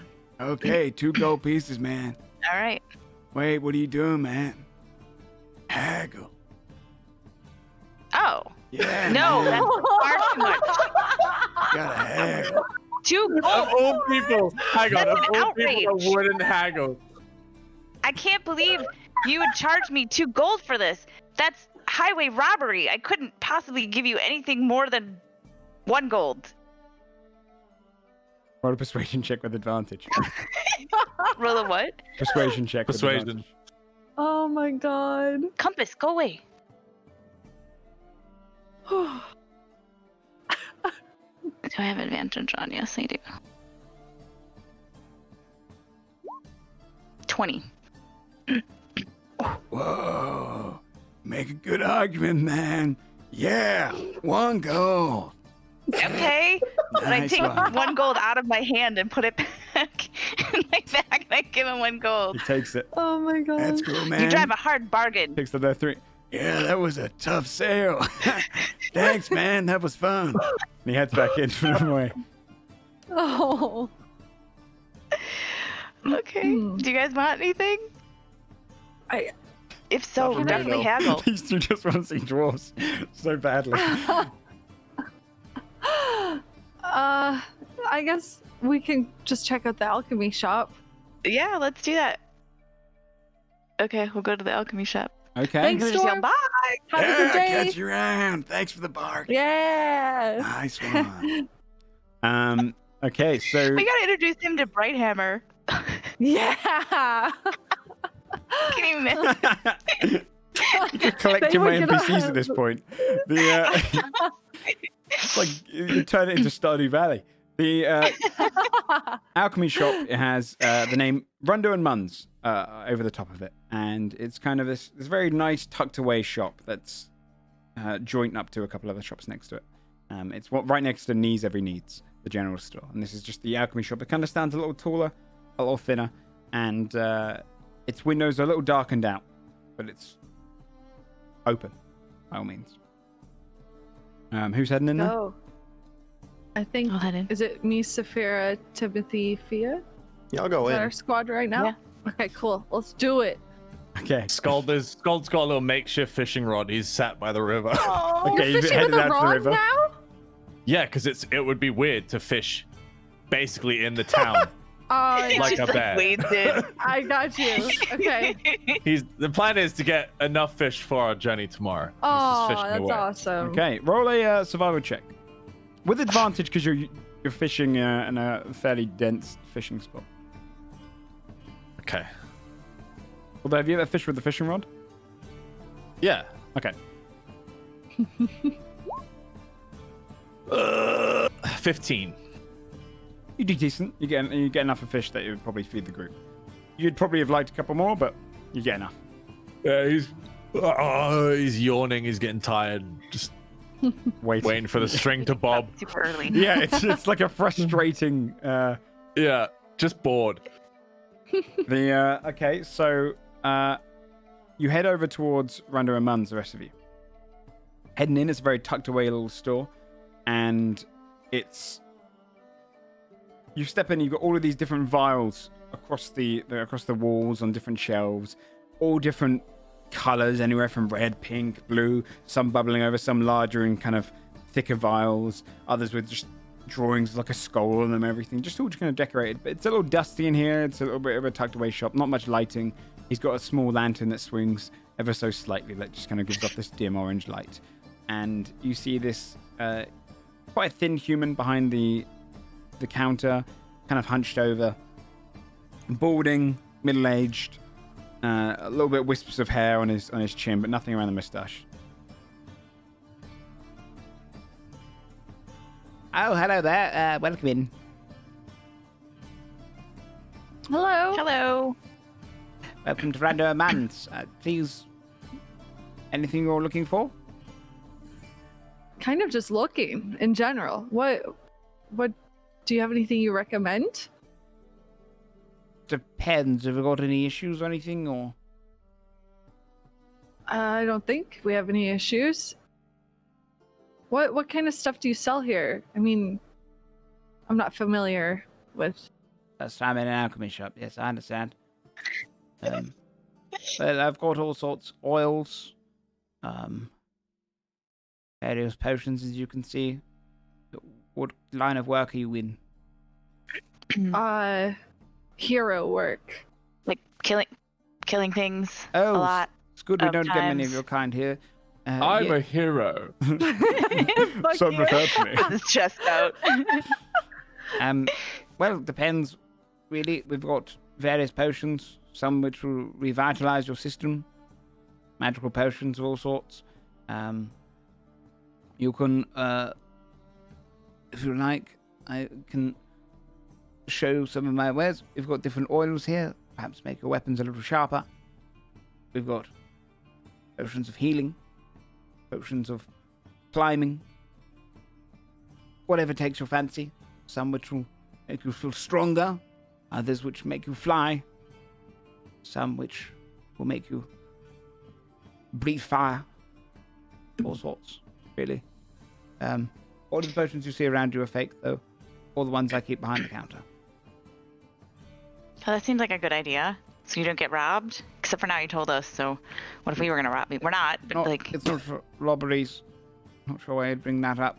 It's for display. It's not for. I don't. It just seems like it would be a smart idea. So like, what if you had somebody come in trying to steal stuff? I don't know. I just feel like people do that all the time, don't they? Never once. Oh, well, that's pretty lucky. What do you have for like healing? Okay. Yes, I have a few. Kind of, as he leans down, he'd usually look behind his camera. He's just kind of watching you the whole time. Just lifts up a rack of potions. He depends what kind you want. We've got some the standard right here. I've got some better ones as well. It depends if you want the lesser ones or the greater. I mean, maybe lesser for now. Maybe. All right. How much are they? For the lesser ones, you're talking 100 gold pieces each. And for the greater ones, you're talking 500 gold. Wait. It's a one-time use, right? Or how many uses do you get? Yeah, you drink it back. So, but how much healing is it going to do for 100 gold? Get rid of a few wounds of yours. Get you out of type spot. I can reduce the prices if you wish to a little bit, but it depends how many you buy. Okay. That sounds expensive. I'll do 3 for 2. Basil's just gonna look at the rest of the group. Maybe we'll be okay. Maybe we'll wait on those. I mean, so far we've been okay. Yeah. Do you have anything that Yes. is good for are going into a mountain? Yes. It depends what price range you're in. Well, I mean, not 100 gold. I guess. I don't know. Shop. Depends on what it is. Are they all that expensive? I don't know. I've never really bought potions before. You said you got it right. It was our first time in an alchemy shop. I in will an do alchemy the shop. potions of healing for 70 gold apiece. That will be the cheapest thing in the entire store. Oh wow. I have 6 of them brewed. I think we'll be okay for now, but it's good to know this shop is here. Maybe in the future we could provide you with business. Yes, perhaps when you get a little more gold and it's a little bit more in your price range, you can come on by. Alchemy is expensive work, I'm afraid. Expensive ingredients and whatnot. Apparently.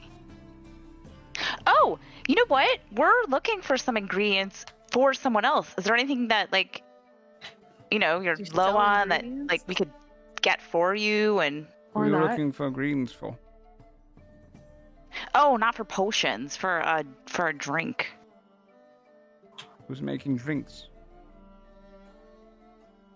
I don't know, people that make drinks. We're just keeping an eye out for some, stuff to make it taste nice. I'm just gonna roll an insight check.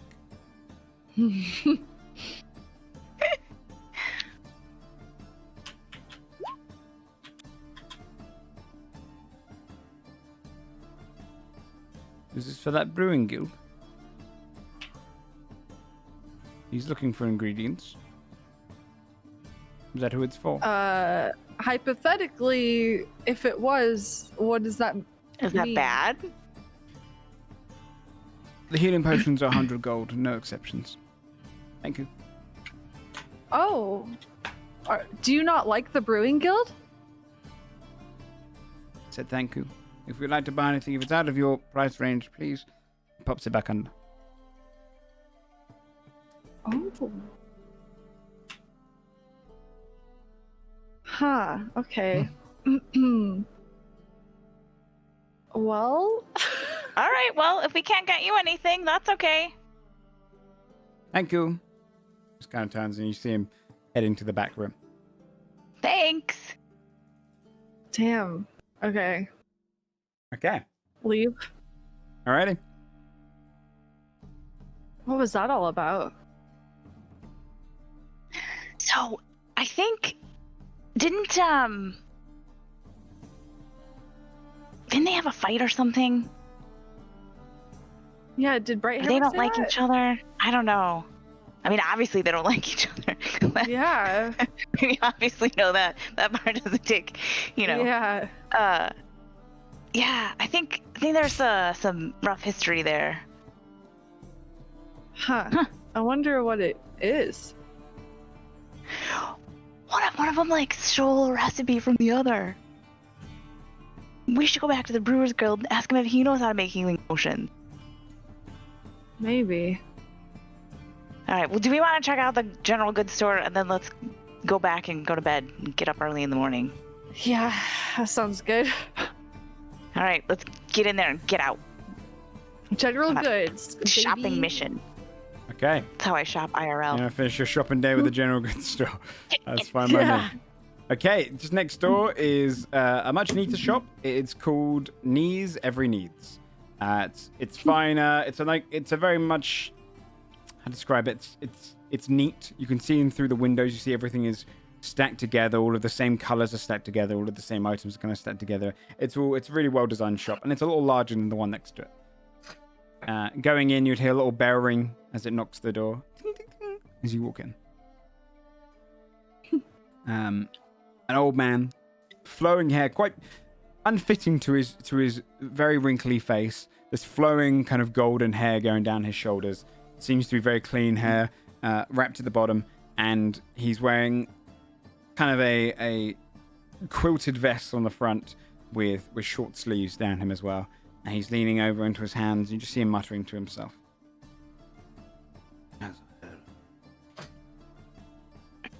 Oh, come in. Hello. Hello there. How are you? I'm okay. How are you? Great, thanks. All right. Just thought we'd come in and see what you have. Of course. Yes. Oh, shut up. If you'd like anything, just please. Do we see anybody that he would be talking to? The shut up? No.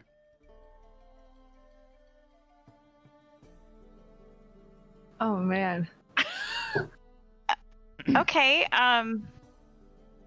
What do you? It's just sort of general goods. You got just a little bit of everything. Needs every needs. Yes. Are you Nee? I'm Neil. Of Nee. Oh, hello. I'm Fia. Yes. Pleasure to meet you. Fia. Good to meet you. Yes. Is there somebody else here? Always, yes. Oh. Always? Always, yes. Oh. You don't see them now, of course. They're in my head. Oh. Oh. Okay. Well, hello to them as well. I wouldn't Them? go to them. They're Oh. bastards. Okay. Oh. Oh. Yes. That's what I called you. Okay. Okay. So, I don't know that we're really necessarily in the market for anything. We were just kind of, wanted to check their shop out. I think we're gonna head up to the mountain, so we're looking for maybe anything that might be useful. I don't know, in the dark or in a cave. I'll link in our. Let me just see where I can link this. I'll just do this quickly. Few secs. I'll find out a way to link it without trying to knock all the cams too much. There you go. That, if you look under the journal still, but if you need anything from there, that's kind of the articles on his. Awesome. Let's see.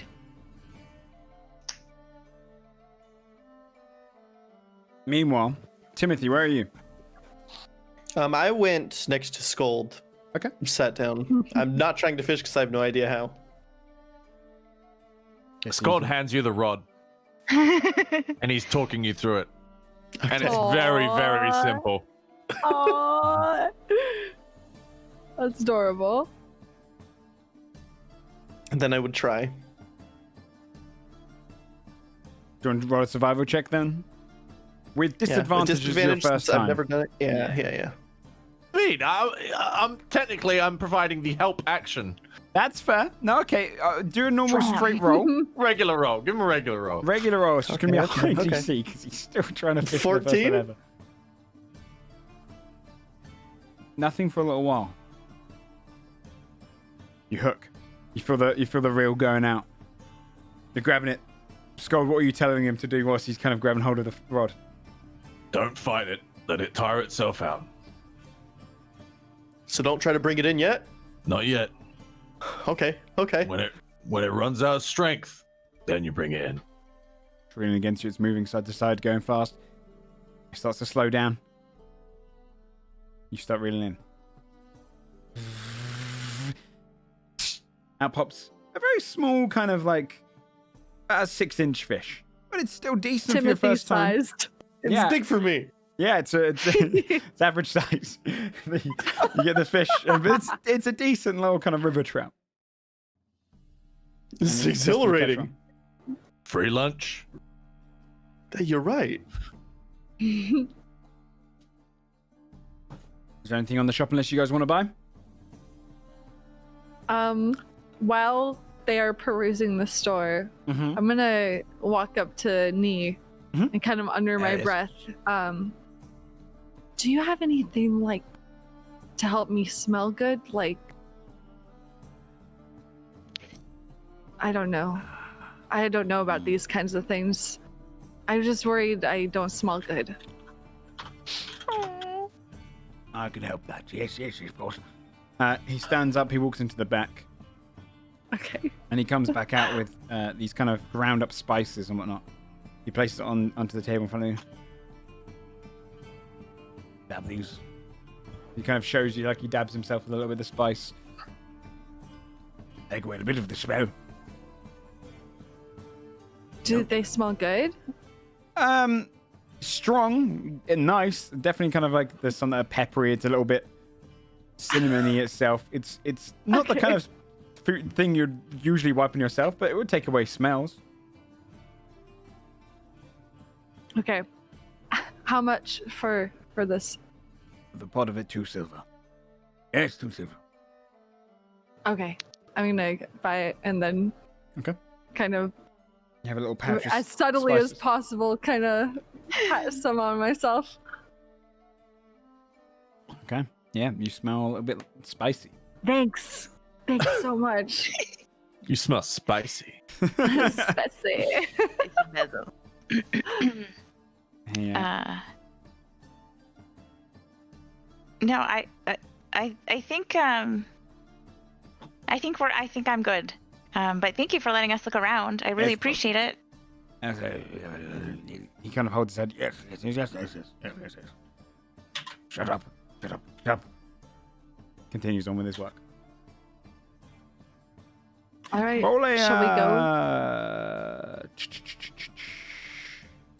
You can roll nature checks if you like. The three of us in the store? 6. 11.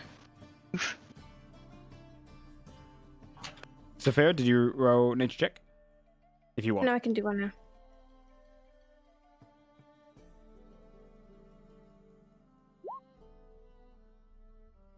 Three. The guy's talking to himself. All right, yeah, you head outside of Needs Every Needs. Okay. All right. Well, that was sort of a bust, I guess. Should we come back? Yeah, let's head in. All right. We head back. Okay. So you head back to kind of meet up with the others. You find them down by the river once you search around for them. Another hour or so has passed at least. So about 5 o'clock in the afternoon when you come across them.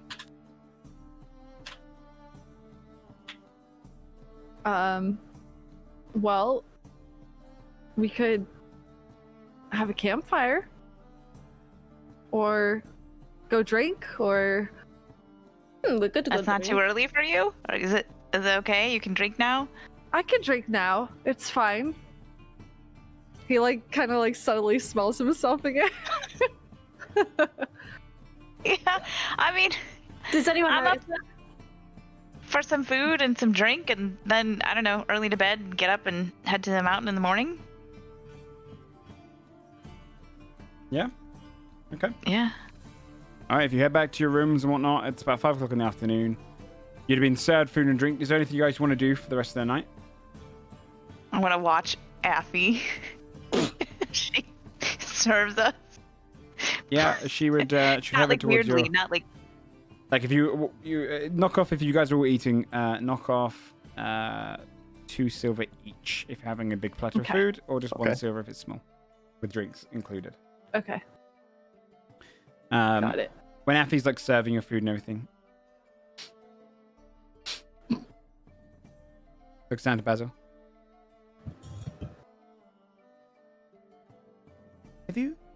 been cooking? No. Oh, it's just, we smell peppery. It's not a bad thing, of course. It's just I just smelt it. I smell like food? No. Like good Good food. Yes. Oh. If you'd like any more drinks, just come out to the bar. My shift is over soon, though, so I'm going to be heading out. So you can talk to the innkeeper. Okay. Scott is back over towards the bar. Do I smell edible? Saphira has a sniff. Does Basil smell edible? Do you like kind of just strong pepper smells? Because then, yes. It's You smell like quite tasty. Is that what you're going for? Not really. I just I don't know what I'm doing. I just wanted to smell better in case I was offending anyone. Because you were offending someone, or because you wanted to impress someone? Definitely the former. Is Not something the that I'm latter. missing here? And she points to Basil and the Affy's just left. Do I misunderstand something here? I just feel like she doesn't like me, and I just want to do everything I can to make sure I'm the least annoying as possible to her. So Would she And not just- like you? I don't know, because I'm me. She has No, I mean, bright red face when she talks to you. She likes you. She's angry, bright red. No, she likes you. She likes you. Maybe you I- should ask her if she wants to get a drink with you. Her shift is ending. Oh, I don't know if that's a good idea. What would I even say? What would I talk about? What do you talk about now? Just like, hey, Affy, how's work? How's it going? Hey, Affy, how's work? Carburn? What do you do for fun? I don't know, just like normal stuff. Fira What are you talking about with gets up at this regular point people? and goes towards Affy. Yeah, she stood behind the bar. Hello there. Everything up to standard? Would you like anything more? No, it's fine. We'd like to ask you if you would come have a drink with us. Basil would like to have a drink with you. Basil said that.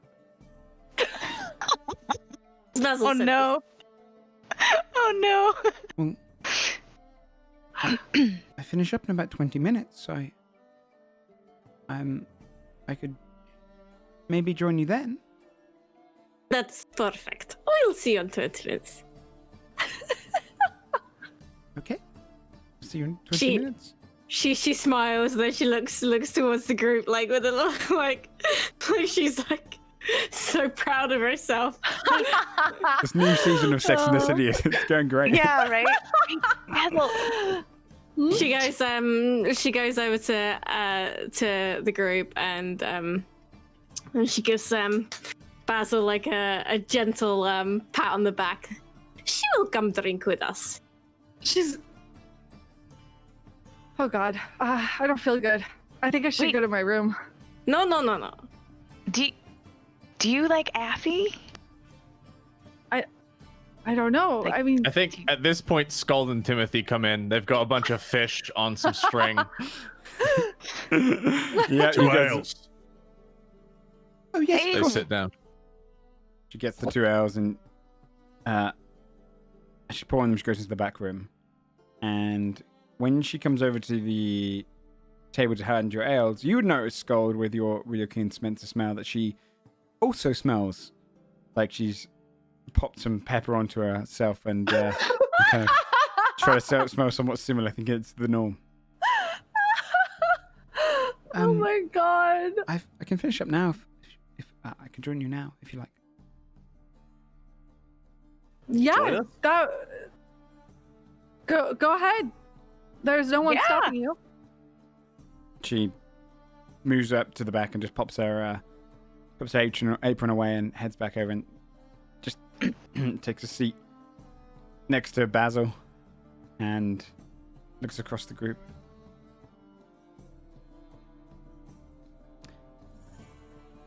So, Do you come here? Oh no! Is that oh no! cool gone weird again? Basil's so nervous. He's gone It's literally robot. what happens every time. This is strange, right? Like it does. Is it Shane move? Oh my god. Why is it always these two? Why is it always these two? I don't know. I can recall maybe. We can take the break here if you want for just Yeah. 5 Sure, minutes. yeah, We can yeah. try and work out. Yeah, let's take a break and refresh the call. Yeah, okay. Bring it back.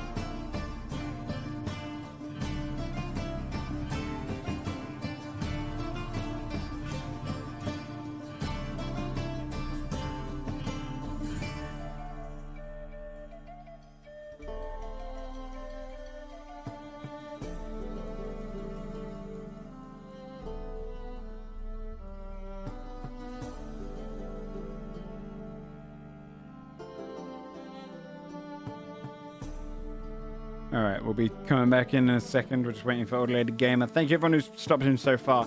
If we don't make it out to a battle map today, which might not happen, it's more of a social day, do remember to check out Dungeon Fog via their website. There's a Dungeon Fog command in the chat, and you'll be able to see some of the battle maps you can make on there and everything, just in case we don't get to a battle map today, because it might not happen. They've enjoyed the town today. I hope you guys have too. All right, I'm just going to wait on the others to come back, and then we'll zoom.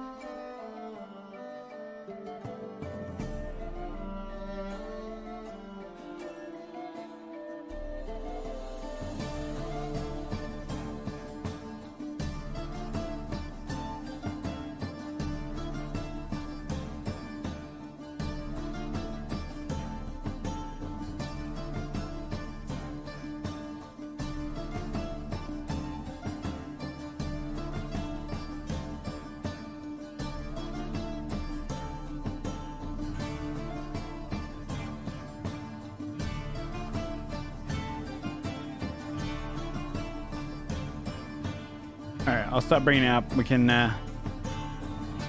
start chatting a little bit before Sam comes back. You guys over back to the screen. Hello, hello, hello. Hello, hello, hello. Yeah, nice, good shop Hello, around mate. town. What have you bought today? You've only bought stones. And We got all of our stuff some- And identified. pies. We some got pies. I got a stones dagger. and pies. Flower. We got Oh, and the I got a flowers. dagger. Yeah, actually, okay, you did buy a fair bit. flowers, paper, and more ink. Paper and ink. Yep. Yep. All right, nice one, nice one. All right, buddy. We literally just started back up. Sorry, we haven't got back into the scene, but to set the mood again, you guys have sat around. Let me change up to some of the tavern music. Here we go. You guys have sat around the table, food and drinks ahead of you, a bag of fish to one side, and Affy, smelling similarly to Basil, is now sat beside her at the table. She has her own drink, though it's just water. So, how was work? Good, thank you. Busy day. Market is drawing a lot of people in, though. That's a good thing, right? Busy means, work goes by fast. Yeah, quick shift. What do you do for work? Well, he looks around at the group. I mean, I play music Lately- sometimes, but I'd love to hear. I mean, oh, He's really good. y- Hey, do oh, you I don't maybe play a song for Affy? right Do you guys now. Not. Does the old crown do like music nights? no, not. That's something you'd find more to the east. Not as many bards come down here. Not as many songs to sing, I suppose. I don't know. There's a lot of songs to sing. I mean, I would love to. I mean, I could suggest that we could do a music night. That would be awesome. That would. Sure. I mean, great. we're We gonna usually just give like a sample to Effie so that Effie knows what to expect. Oh, I mean, we're all just eating and drinking. I don't know if I need to. You don't have to. You don't have to. Fira, You know what?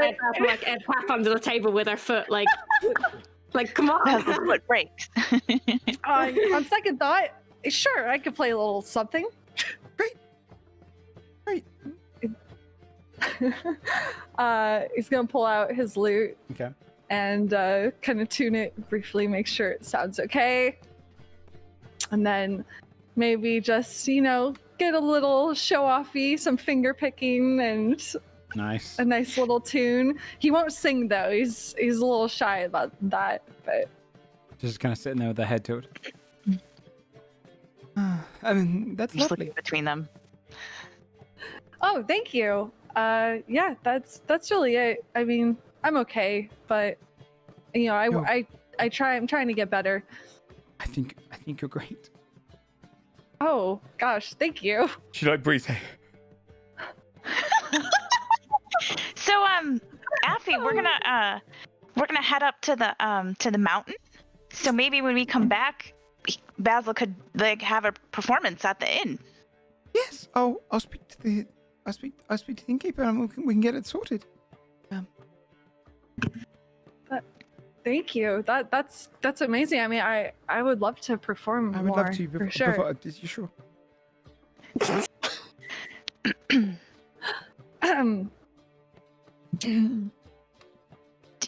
What Do you yes? do you live around here, Yes. Affy? Do you I live do you in. live? I live in the western section of town, just but away from the fire, where the fire hit. Oh, that's good. Oh, I'm glad your house is okay. Yes. You know that Basil is a renowned hero in certain parts of the world. I didn't know. I could tell. I just. I'm a cock slayer, actually. Yeah, you probably have heard of us. Skull chokes on his ale. We're He means a cockatrice. It's a very vicious bird. yeah, 3 in one fight. That's Yes, gonna- very vicious. Save the whole to-be town. You were the ones who. You were the ones who saved Dunwell. Oh, you've yeah, heard do of you know? us. Right, Do you right. know people in Dunwell? I mean, we've had people pass by, and I've heard of the Cockslayers. I didn't realize it was you. I didn't know if it was real or not. Oh, it's I've real. Heard of you. Working on a better Oh. name. Yeah, we're working on a better name, but that's Okay. cool. You've heard of us We're taking suggestions if you for names. Yeah. for names. So now you know that Basil Basil. very, very famous. Yes. I mean, maybe. I don't know. Basil and friends or Basil and co. He seems the strongest one. He's pretty strong. Only the strongest one, you know. Saphira's gritting her teeth. Strongest one. Say that. So strong. Well, like of heart. Heart. That's where it matters. Oh, Right. that's a really good point. I do have a strong heart, I think. I try to be nice. I I can said tell. sorry to the cockatrice before slaying it. I would say Basil is the strongest, right, Saphira?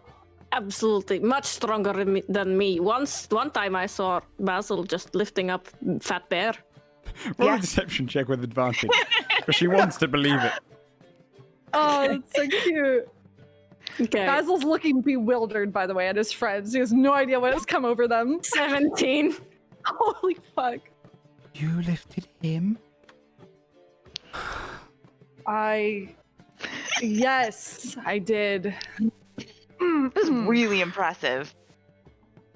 Right, and you know that we're going to the mountains soon. We might die. Basil could die. So this might be Basil's Don't last die. night to.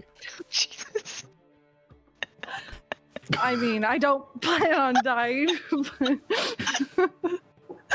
I don't plan on dying. I mean, if I died, I wouldn't be able to come back and perform. What kind of promise would that be? The death is not in the plan. We have a plan, and death is not. It's not really. Yeah. But that's probably because Basil would like to come back, right, and play here. Yeah, I want to come back and play. That's a promise, and I intend to keep that promise. For Affy, right? And she kicks Basil again. For Affy and everyone in the establishment. Everyone, of course, yes.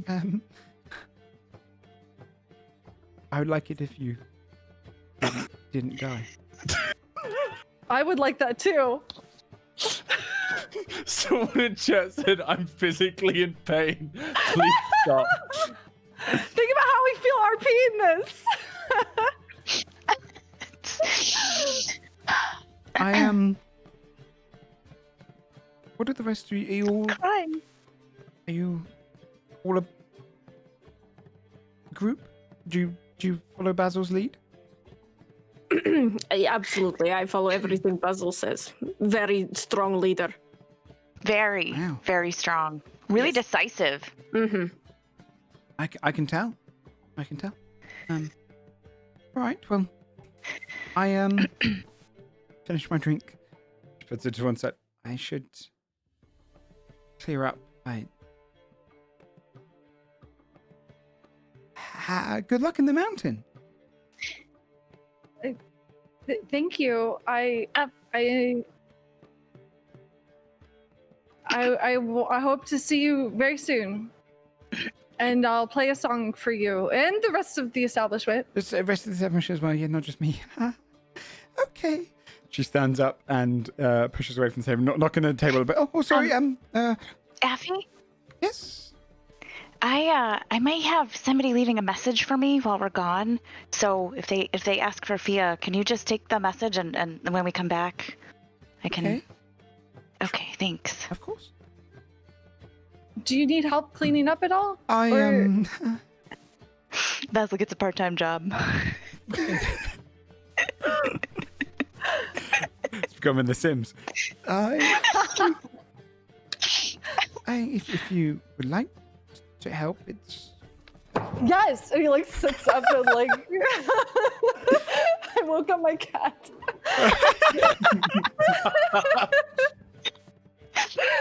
He like sits up like way too eagerly and is like, I would love to help you. Yes. Great. Okay. If you want to come get an apron, she heads into the back to grab an extra one. And Perfect. Hands across the apron and begins to go around the tables, kind of showing you how to wipe a table down as if it's a complicated task and just, Wait, she's off duty. He's gonna listen really intently as if he's learning this for the first time ever. He's gonna do it as well as he fished. You just pick things up right away. A couple of times the hands accidentally brush when they're both wiping the same table. It goes with them going back Sorry. to it. Oh my god, so good. All right, so. Your face hurt from laughing, don't you? I cried a little. Oh my god, mine does too. Oh my god. Oh my god. It's finally over. Schnoodly. I assist Affy in cleaning and get to know her a little better, ask her questions and Tells stuff. you about how she's grown up in Carbon. She hasn't really traveled anywhere, really. The further she's gone away from the town is a couple of miles across the bridge to the inn that you first visited. That's the furthest she's ever been. Ah, okay. What does she do in her free time? Like, what's her hobbies? Like, she likes to go down to the river. She reads. She likes literature. She likes to. She spends a lot of time with her family.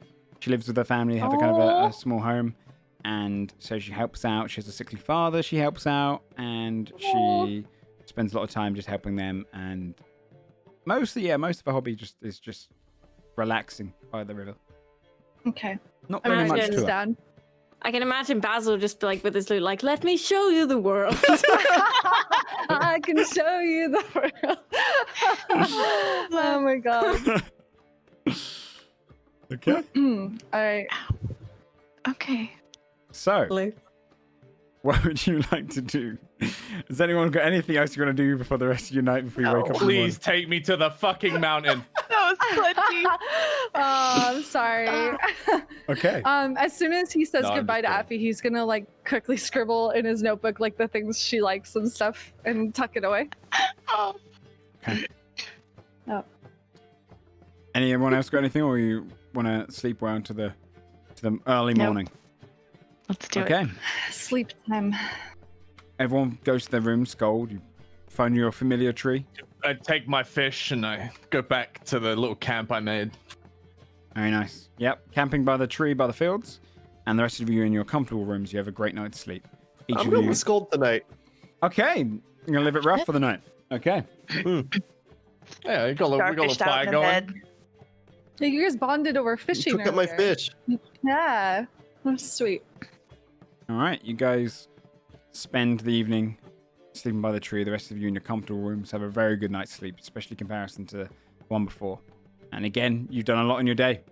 This is the morning that you woke up from. I believe. Actually, it would be a little bit shift, later. right? Yeah, because you would have traveled down there for a few hours and then come back, right? Mm-hmm. Oh, no, you rested at the lighthouse. That's why.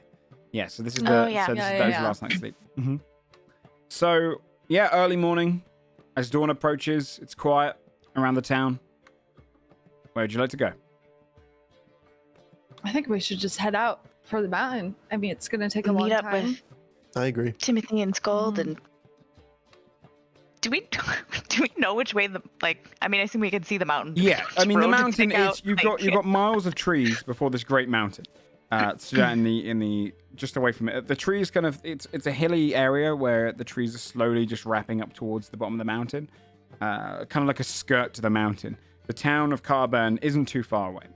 By not too far, I mean it's going to take you about 30 miles in total to get to the entrance of it.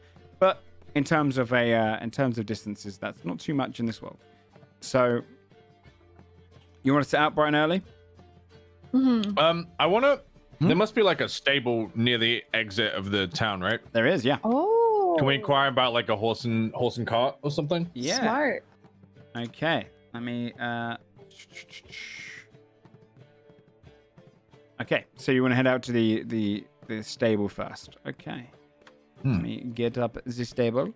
Yeah, stopping by there. It's bright and early. You have someone who's out cleaning the horses, a young man, and as you kind of approach them, is your horse here? Do you mean to? Oh, it looks at you, sees you're a large bear. I do not ride horses. All right.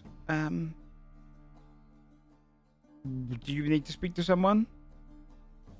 How much for a horse and cart? I To can rent. go and I can go to rent. Well, I can go and ask for you. He pops inside, waking someone up as it's quite early, and you kind of get this lady comes out, her hair just lightly tied back, wearing just basic kind of leathered armor. Not really armor, sorry, more just kind of wears on herself, and she steps out. Looking to rent, are you? Okay. What do you want? A horse and carriage? Cart. Cart. Okay. Yeah, we can do that. For a rent of that, where are you heading? The mountain. All right. Do you have an escort? I am the escort. Roll a persuasion check. With advantage because of the size of it. Yeah, like, why the fuck am I persuading anyone? So, because it's rental and they don't know you, it's kind of a bit of a risk You for them. might steal that horse and cart. Yeah. Oof. Oof. What did you roll, sorry? I rolled 2 3s. Are you the only one going? No, I have a party. Hello. We are the ones who slayed the Etten.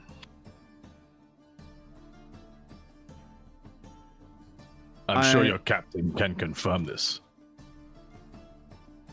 If you don't mind waiting, I can confirm it. It's just I By all don't. means. Right? She sends the boy, and after about 25 minutes pass, boy kind of huffs his way back. Yeah, that's them. All right. If they vouch for you, then I can accept it. To rent it up the mountain, you're going to need it for a few days, I imagine. So I'll say 2 horses, a cart. Is that fair? 2 horses and a cart. Is that what you need? Hmm. All right. Let's say for 3 days, 15 gold. He looks at Fia because he doesn't have any money. 5 gold a day. 5 gold a day? Okay. Yeah, that's fine. All right. All right.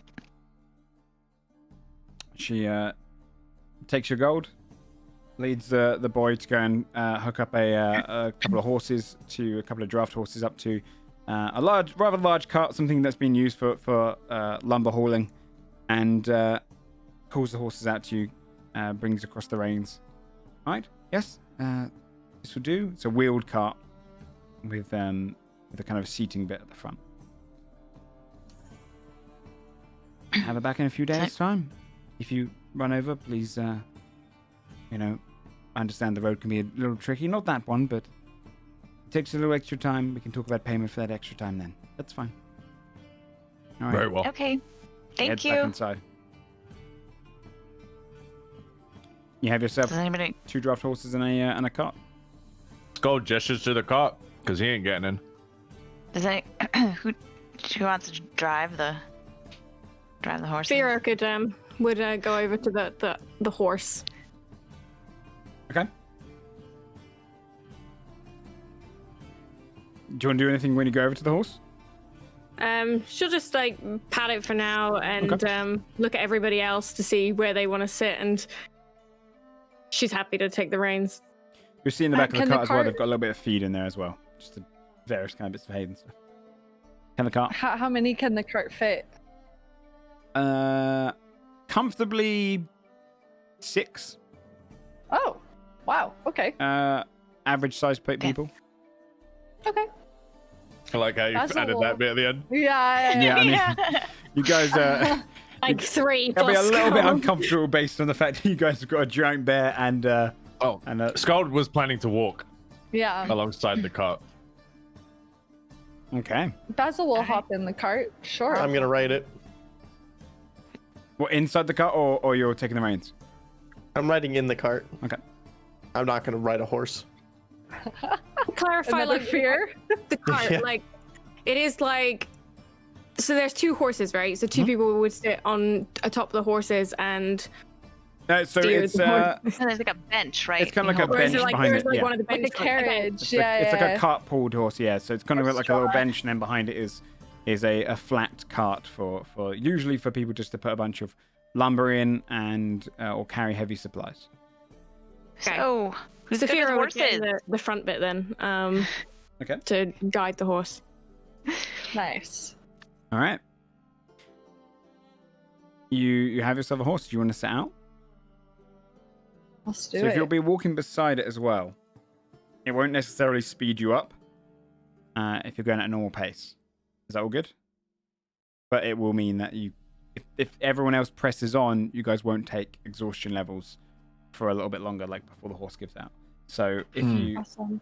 whereas Scold probably would. So I mean, yeah, we can press on and just rotate who's in the cart for the most part, Yeah. can't we?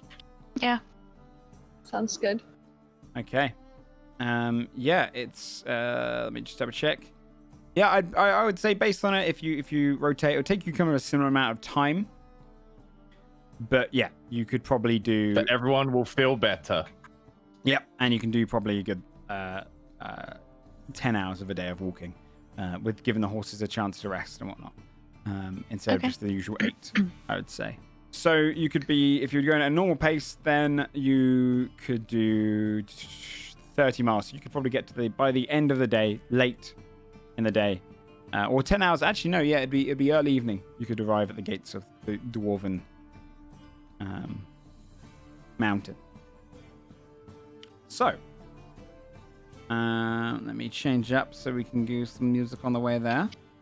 And so, you guys set out from Kaba, heading southeast towards the mountain, through the Clearwood Path. The Clearwood Path, the Clearwood Woods in general, is renowned for being, hence its name, relatively clear of threats, other than the goblins that you might occasionally come across, or the occasional owlbear that you might run into. It hasn't got anything innately incredibly dangerous. It's mostly just dense with doe and various game. The journey to the mountain would be from the east gate, taking that northern pass through the woods. The woods at the first are sparse, where lumberjacks have gotten into it. But they get more dense as you go closer and closer to the mountain. There's a lot of winding roads, getting past hills and various points, and it's a fairly peaceful pinewood forest. You'd see deer and all sorts of game passing you, rarely coming across anything that would really cite as dangerous. It's a fairly frequented road. You can tell this by the few weeds that are on it and how well tended it is. Flat brick road path and built to help trade flourish between the two towns. It's quite quiet this time, almost silent by the time you get a couple hours in. Trade is cut off currently between the mountain. As you get closer to the mountain, you'll see as the trees almost wrap up it like a sleeve. Getting a little bit angled as you go towards it. Passing through the Clearwood, going up this way for a good 20 miles already, you'd start to notice as the mountain path starts to become steeper. And it's very much a zigzag going up the mountain at this point, as it's been kind of built into it and built against it. So they've designed it so you go along for a little while and move it. So it's not, at this point you can kind of see where the entrance is, and it's far up the mountain, but it's tiny from where you are, and it will take miles of zigzagging up and down it. You find the road fairly undisturbed, pushing fast past it and moving up this mountain slowly. As you climb it, it's suitable for large carriages and wide enough to make the ascent without having to go along the cliff edge. You don't have to worry about slipping off. You head up by the 4th mile. If you guys want to do anything, interrupt me by the way during the trip. But so far, it's just a straight 10-hour trip going that way up towards the mountain. Mm-hmm. By the 4th mile, things start to get a little steeper. And there's various points where the mountains had to be kind of carved out. So you have archways going over where they've carved out into the road so you can keep going up and down. You can see across the woodland at this point. You can start to see Carburn 20 miles out, looking much smaller from this distance. But you can just see it as you go up the mountain. As you close in on the top of it, can everyone please do everyone do a perception check, please. And tell me what you get. 14. I got a nat 20. 9. Oh, I want to use my passive perception. It's way better. Passive perception will tell you something different in this mode. 17. No, I know. I was just being whiny. What about Scold? Scold got a 17. Most of you will be able to make out the passive perception wise. What's yours, Fia? 17. And Basil? 11. And Saphira, because you guys rolled the lowest. My passive. Oh, no, you rolled a 17 as well, didn't you? Yeah. Yeah. You too. So, Basil, you're probably just watching out at the distances that you can see from here. You're quite high up now, up the mountain. Mm-hmm. For the rest of you, except for you, Timothy, well, you would see this as well. You'd see this large mountain door kind of carved out the very rocks that are encompassing it. It heads inland with these great kind of overhang around it. You'll be able to see this dwarven head carved out into the ornate kind of stone doorway, this thin sliver down the middle of it, where it obviously opens. It's thick, it's purely built out of the kind of mountain rock and being reinforced. The actual dwarven head on it has these 3 feathers either side, stone-like, coming out of it. It's probably about 40 foot high, the door, and is an oval shape of an archway. Outside of it, you see these 2 guards stood there with tall, long halberds and great shields in front of them, and this kind of almost granite-like armor that's reinforced with different platings.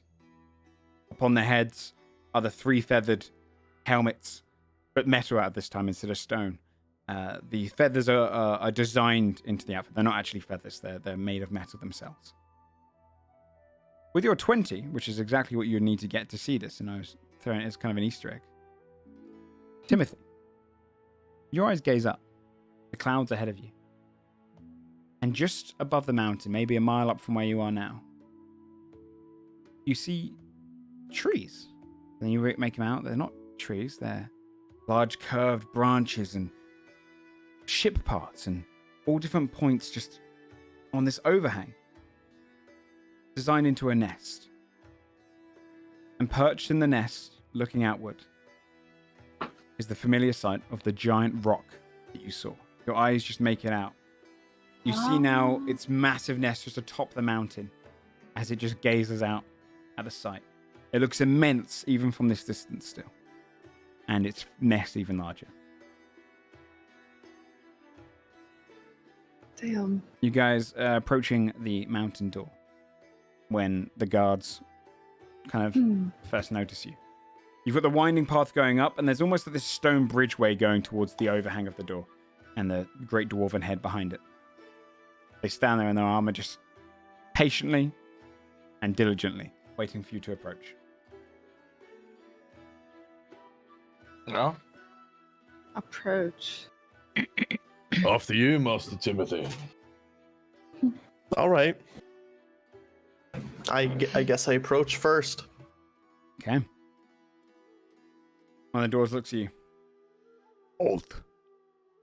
The mountain pass is closed. Anhor Rol is not taking visitors right now. No, we're not visitors. We're here to help, if possible.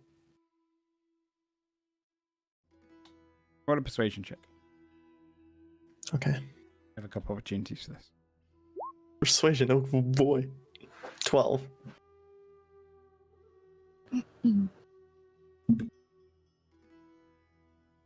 What aid can you give to the mountain?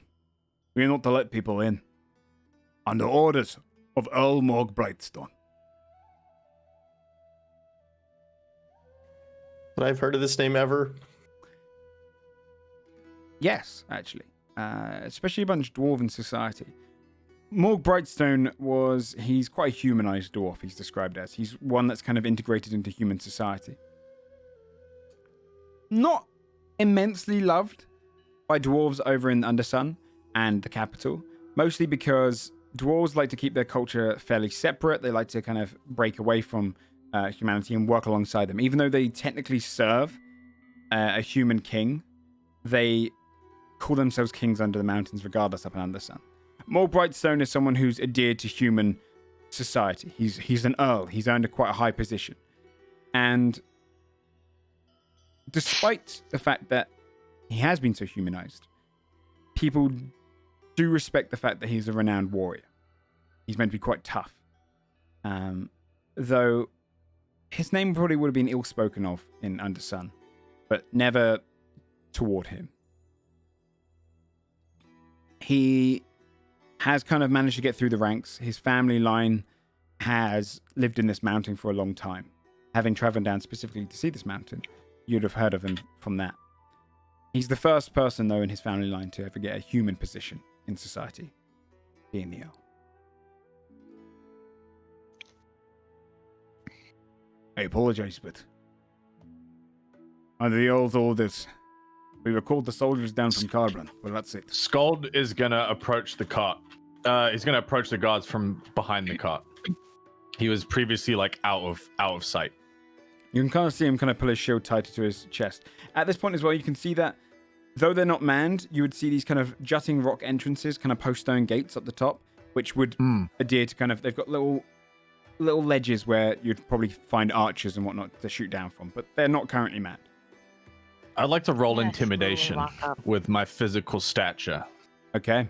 Being nearly 3 dwarfs tall. Yeah, roll intimidation. In a trench coat. With the strength check instead, of course. With a strength check.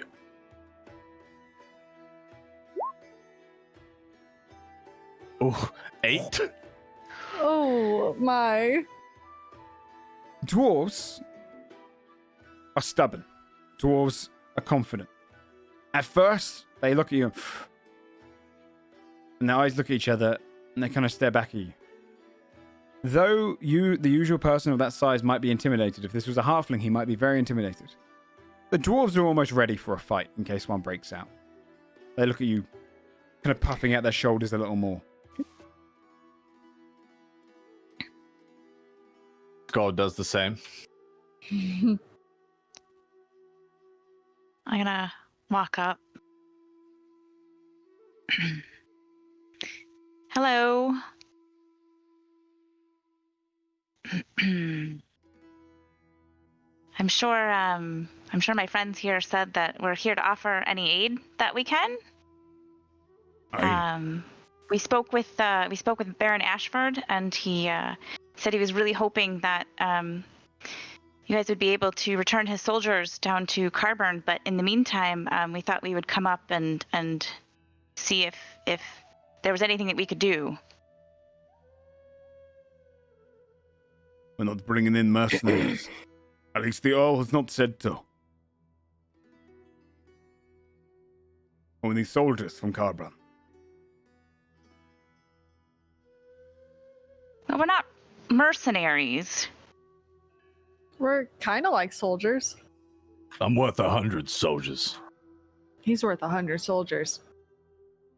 They look to one another.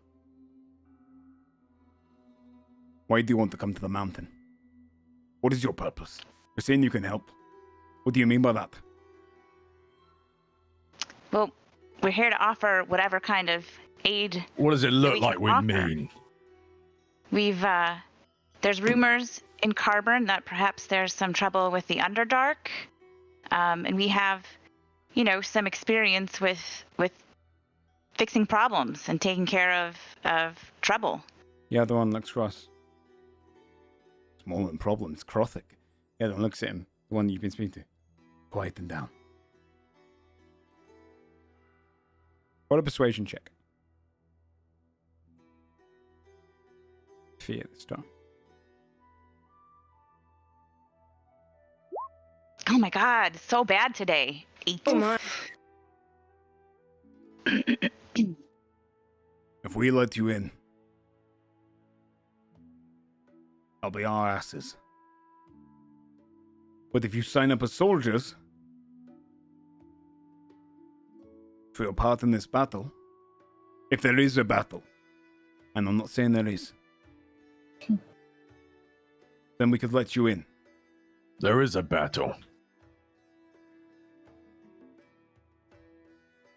If there wasn't a battle, then the town would have their men back, and you wouldn't be here turning us away. So I suggest you accept the help of a strong group of adventurers. Keep losing your city. The other one looks across to him. Makes a fair point.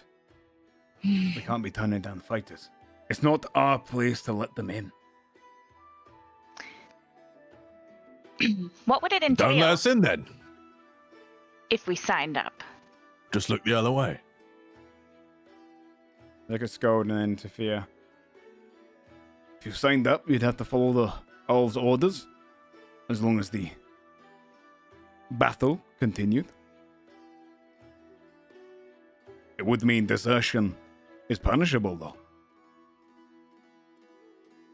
What are we, temporary soldiers for one battle? Isn't that just mercenaries? When you become a soldier, you become a soldier for life. We'll accept conscripts, I'm sure. Look, I cannot let a random group of travelers inside the mountain. You are right. I could look the other way. And if you start trouble, it's me that gets in trouble. You think a dwarf's here to start trouble? He looks at Timothy. What are you doing here, brother? We're here to help. What's the harm in another blade? Helping out.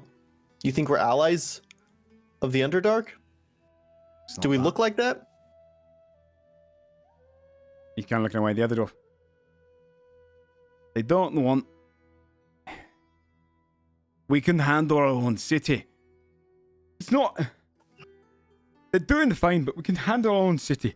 It's that we don't want to...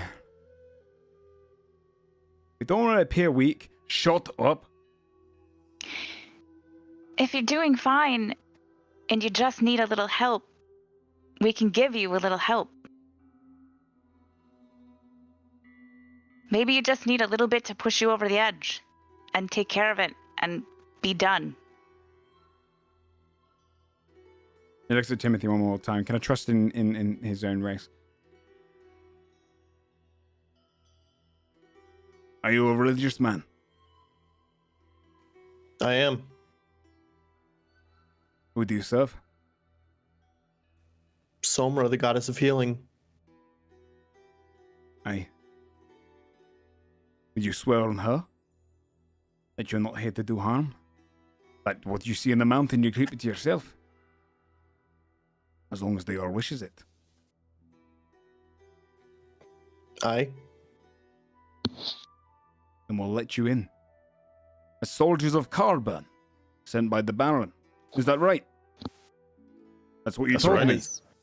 Yes. Absolutely. Yes, that's exactly it. All right. Then let me be the first to welcome you to Anhor Rol. He steps over towards the door, bangs a fist against it. You hear this... This crank... See the door just opening up, revealing this great hallway of Anhor Rol. It's, at first sight, you see, upon coming into it, the door stepping aside, letting the big door open up. Massive statues, 2 on each side. One to the left, almost in kind of a cross formation. 2 to the left, 2 to the right. This great hallway leading in. You can see how most of the kind of mountain itself has been carved into the rock, and heavily worked stone pierced around it so that it's kind of a stronger reinforced. These great statues stand nearly as tall as the ceiling, which again is 40 feet high in this room, at least. 50 feet in the center as it curves around, kind of an oval archway, going at least a minute and a half walk all the way forward until you get to the actual major section. You guys head in? Yeah, I guess so. The doors nod. As you head in, they knock on the wall again. You'd see up to your side as you see these along behind the statues, along the edges. There's more archways, more ledges for people to fire down arrows with. But again, really unmanned, except for one person who's on crank duty opening the door. The first statue you walk past on the left stands this tall, broad female dwarf holding 2 hammers in kind of a roaring pose as she stands there. Who reads Dwarvish? I do. Of course, Timothy then. Timothy, you recognize in Dwarvish on the plaque in front of it, it mentions Aletta, daughter of Drosin, for her prowess in the War of Dragons. You carry on, heading down this great hallway. To your right, you see another dwarven statue. This one, though, is a shorter forked-beard dwarf holding a battle axe in his hands. It reads, Talagon, Rustweath, for his courage in the war for the Underdark. You carry on a little further. The second statue on the left, standing a finely dressed But with a great bladed gauntlet and a shield on his right is this, again, smaller beard, but kind of tucked into himself. Yuvin, son of Efik, for the founding of our home. And then the final statue, second on the right. This one, far more stereotypical of a dwarf, long flowing hair, great beard, standing there in kind of plated armor that's been built and carved into the stone. You see all the intricate details of the armor, showing it's a plate one, which has been finely designed to make it look like it was expensive and mithril in design. You can see that by the way the weaving chainmail goes across the chest and the plates weave around it. On his one, it says Forgon, also son of Efik, for the defense against Crestful in the War for More. This stone statue is less dusty, less cracked, far more... It's more recent. At the end of the hallway, you see these great doors that lead into another, similarly large defendable kind of doors, which lead into this more barracks area. Again, carved out the stone around you. You have arrow towers aiming down. And various defenses, arrow slits in the different walls around it. It looks almost like someone's just carved straight into the wall beside you. Your entrance is much larger cavern. You can barely see the ceiling. It goes too dark by the time you look up. But in the section you're in right now, this is clearly a barracks you're passing between. You see dwarves kind of eye you up, watching you as you go past. This time you'd see them carrying different siege supplies and whatnot, back and forth, heading, grabbing whatever they can to reinforce whatever they're doing. But some of them gathering some weapons, other ones gathering any lumber they might have or any stonework and carting it along. They have these almost buffalo-like creatures with the horns that go down towards the ground and curl up, and they're using those to travel this different gear back and forth. They don't have this under control at all. You'd see a human. Well, what seems like a human, but you'd notice slight curls in the ears. Steps over towards you. Bow on their back. They look towards you. Oh. You got led into the mountain as well? That's good news, right? Who are you? Reinforcements from Carbon. Good, because we need it.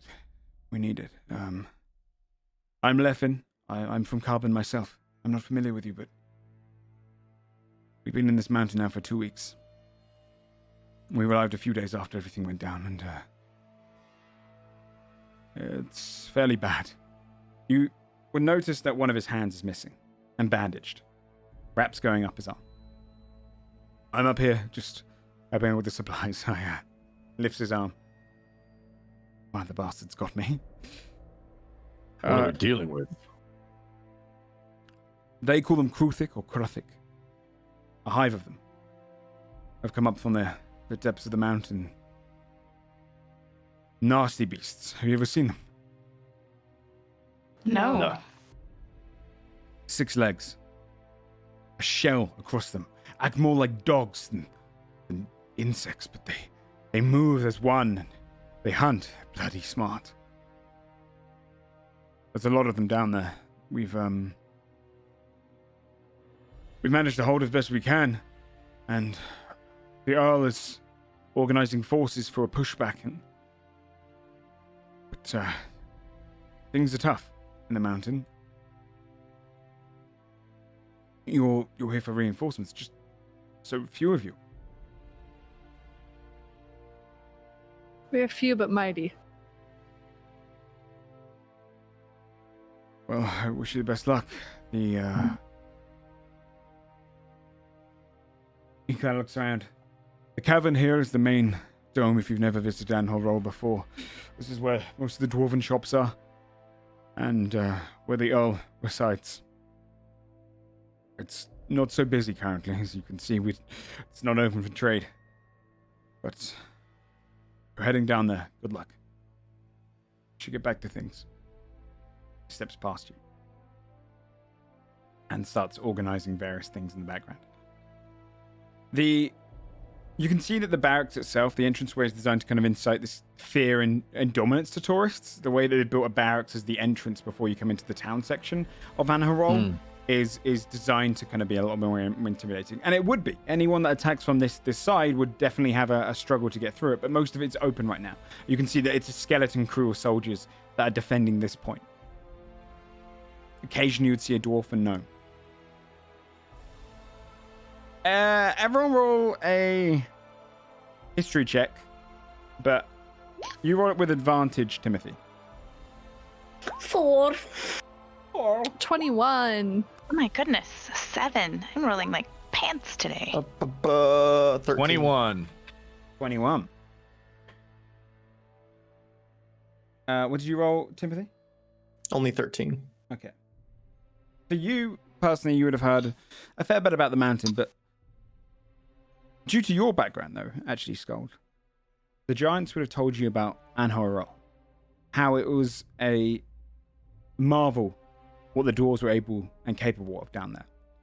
Whereas Undersun is renowned for its... Undersun and the Hollow Mountains up in the north are kind of renowned for their prowess in mining and construction and armaments. Anhor Rol was very much the siege capital. It's builds some of the most unique designs still used around the entirety of Westmourne. It's very much due to them that they were able to push back so heavily in the War for More. Their designs, their siege works, made it quick work of Crestfall when they pushed back into Crestfall during the last war.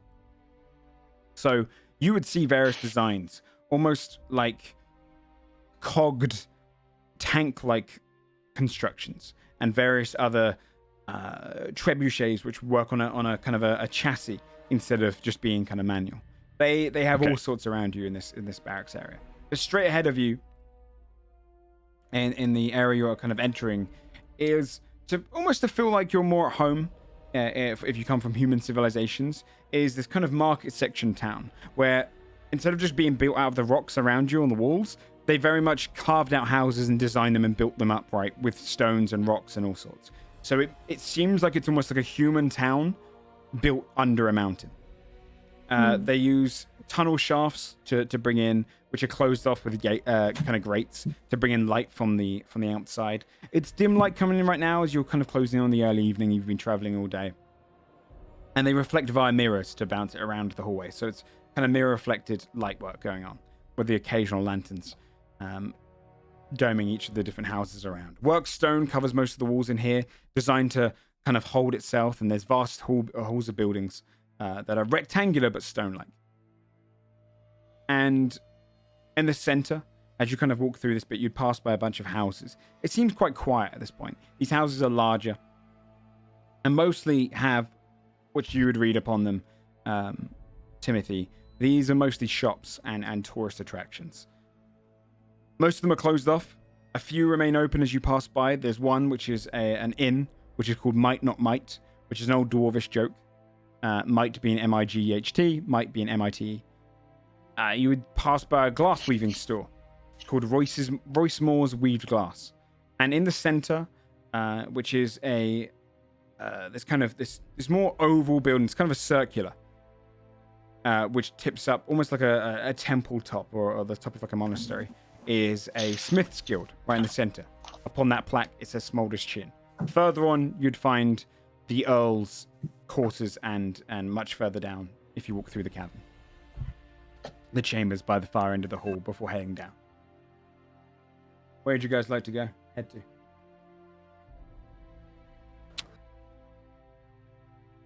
You can check out any of the stores, or you can just head straight over towards the Earls.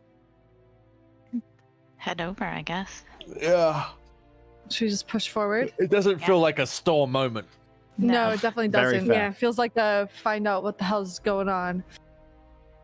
Okay. Heading forward, past all the stores, you get to a point which is more dwarves, more soldiers, a few soldiers from Carbine. You can recognize their familiar tabard and the rock crest upon them. A lot of wounded as you go past, and people being treated. At the far end of the hall, you'd see this great jutting helmet designed doorway.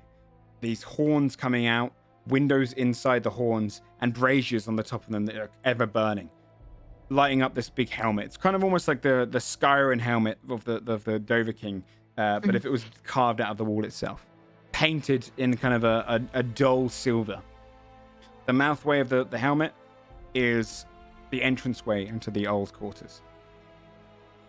You would walk forward, heading towards a bunch of Dwarven soldiers. One of the Dwarven soldiers who's at the door looks across at you. He hasn't got a helmet on. He's kind of only dressed in half wares, as if he's resting. Hi. Whereabouts are you heading to? You from Carbran? Yes. We are. You heading down into the battle? Point us in the direction. Aye.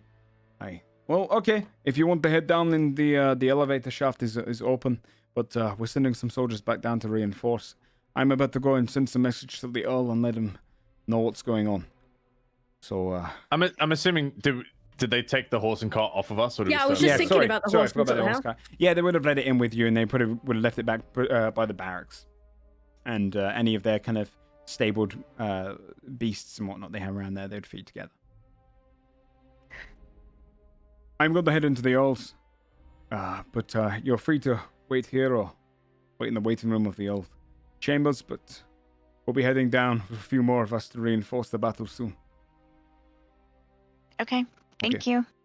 He starts heading into the helmet area. It's a hallway heading down, which is lit up fairly well. It's a much nicer carving of stone around here as well. A lot of intricate designs built into the stones. Dwarvish runes and whatnot. Do you want to follow him or wait? Oh, he said wait. He's going to the Earl, right? Mm-hmm. I feel like, I mean, aren't you guys curious why this is happening? I mean, I don't know, maybe the Earl knows more, but... You want to ask? I doubt the Earl knows more than the people on the front line. I guess that's true.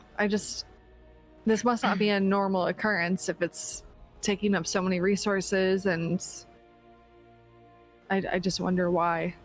I guess we know what Kruthic are now. Giant bugs. Act like dogs. Yeah. 6 legs. And a shell. That sounds great. Yep. Well, I'll go wherever you guys go, so. I guess it's... Do we want to draw attention to the fact that we aren't actually sent here by the Baron? Probably and we just not. said we were. Maybe we should just wait. Just kind of blend in. Yeah, we'll just blend. Okay. So you're going to wait for them to come back. Mm-hmm. And meanwhile, you're surrounded by different soldiers. Some nursing wounds, some kind of just taking a moment to get a breather before heading back in. Sharing food. Sharing any... You don't really get as many, like, stews and whatnot in the mountain. You get more hardened food. It's a very blocky, stale food. A lot of the dwarves eat. A lot of mushrooms. You kind of sit around in their campsite, which is built outside the Earl's chambers. This current one, at least. The dwarf who met you comes out 15 minutes later. Okay. Right. Alright. I'm gonna need 20 men. Or dwarves. We're heading down there. We're gonna reinforce the front line. Anyone who wants to come, volunteers first. No one volunteers. We volunteer. We stand up. He looks at you. Aye. Scald will groan up to his feet and thud across the floor and volunteer. Stand up. Vera will follow in suit and do the same thing. Mm-hmm. You kind of actually make a performance check with advantage, Scald, as you do it alongside Saphira.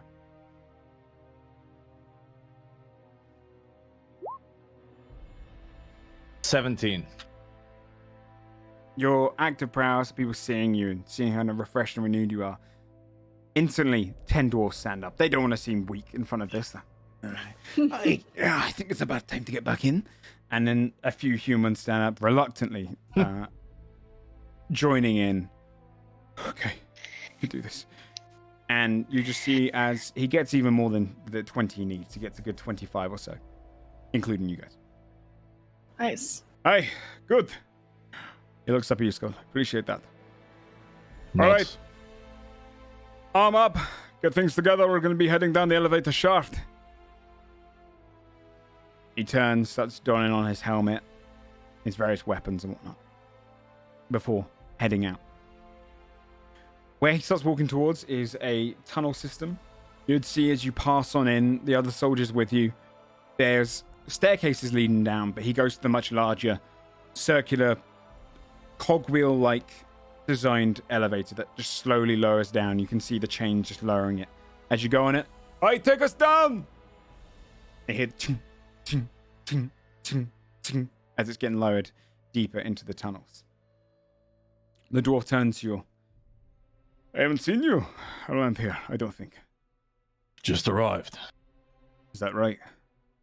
"Oh, I may be the first to introduce you to Anhor Rol.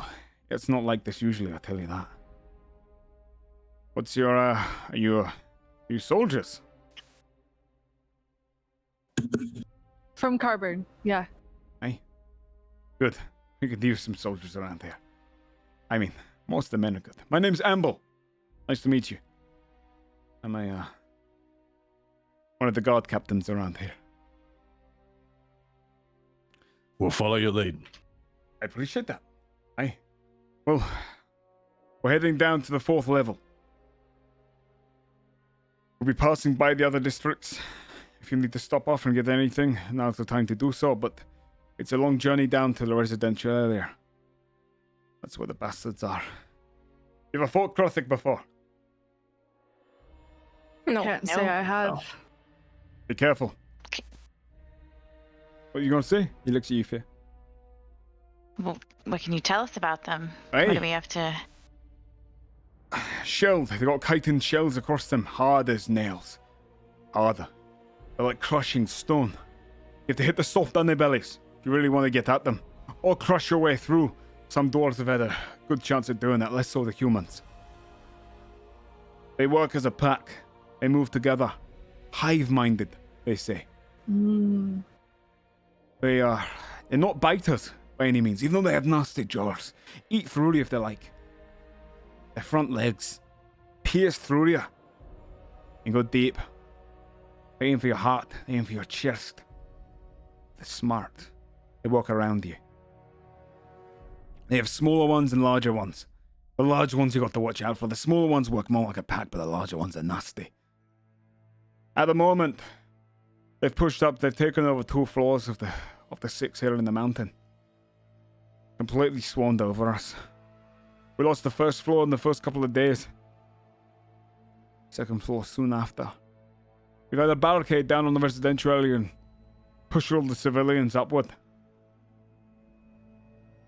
They're testing our barricade at the moment. Attacking in small groups. There's a large form of them. The captain down there, he'll take good care of you. His name's Morgus. He's son of the Earl. He's been able to keep us down here. We haven't lost ground in about 6 days now. But we're tired. People have barely eaten. People have barely slept. They do not give us a chance. When we get down there, he'll organize us. I'll be ready to the front line. Allow us to buy you some rest, then. We'd appreciate that. We truly would. You hear the ching, ching, ching, ching, ching. It stops. You would see out onto a much larger district. This place is absolutely chock-a-block full of people. You'd see many, many people sleeping rough in tents and whatnot. This is clearly where they've been evacuated to. Keep going! Ching, ching, ching, ching, ching, ching, ching, ching. Minutes later, you arrive down at the food storage level, which you'd see vast underground farms and mushroom farms all growing across the walls and across the floor. You'd see the familiar creature that was pushing the cart earlier. You'd see some of those being farmed and different food sources being supplied and carted across. A few dwarves bring up some carts onto the elevator to come down with you, pushing towards the front line. Ching, ching, ching, ching, ching, ching, ching, ching, ching. You arrive down at the residential area now. This is where you'd see more soldiers by the gateway of it. They kind of look at semi-relieved but exhausted as you step off. You would see as it's much colder down here. And eerily dark for the most part. I think, Theo, you're the only one without. Yeah. Oh, but that lantern. That's true. You could do the lantern. I mean, I do have lights. Oh, that too. This floor is clearly where most of the doors live. They lived in very cramped, worked into the walls of the cavern. They've got these kind of jutting homes which have just been built in, the windows and the doors built into it, but it's empty. Right now, all of the different buildings that would usually be for, absolutely empty. Echoing distance and far end of the cavern. Half a mile that way. You'd hear the shouts and orders and occasional clanking. A lot more sound coming from down that way.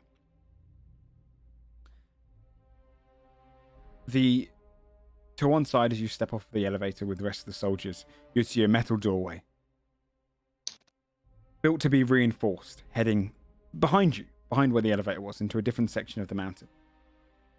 Continuing forward, the soldiers would be marching along, heading towards where the barricade is.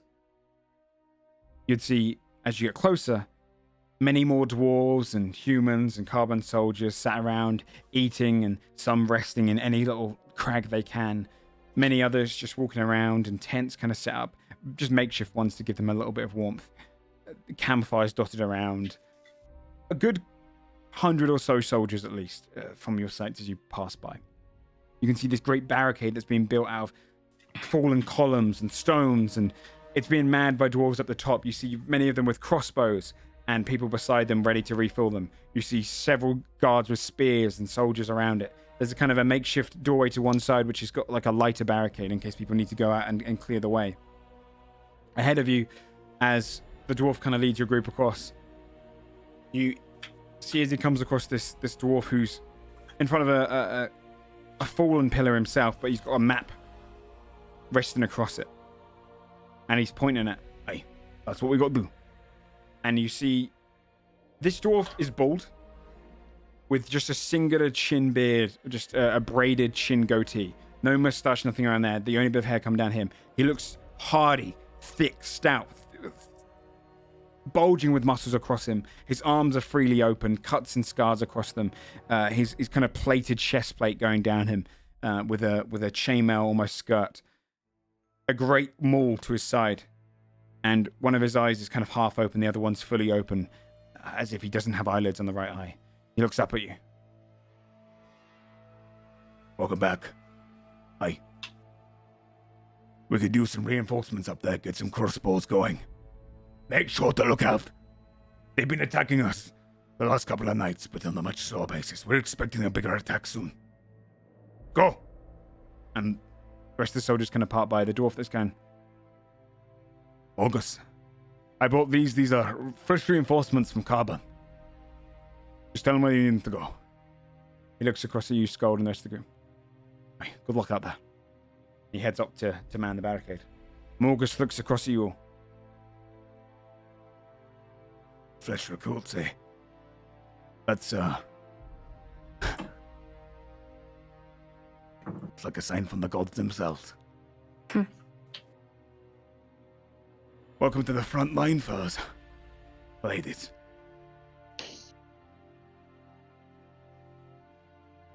How capable are you? Killed Netson yesterday. Is that right? Yeah.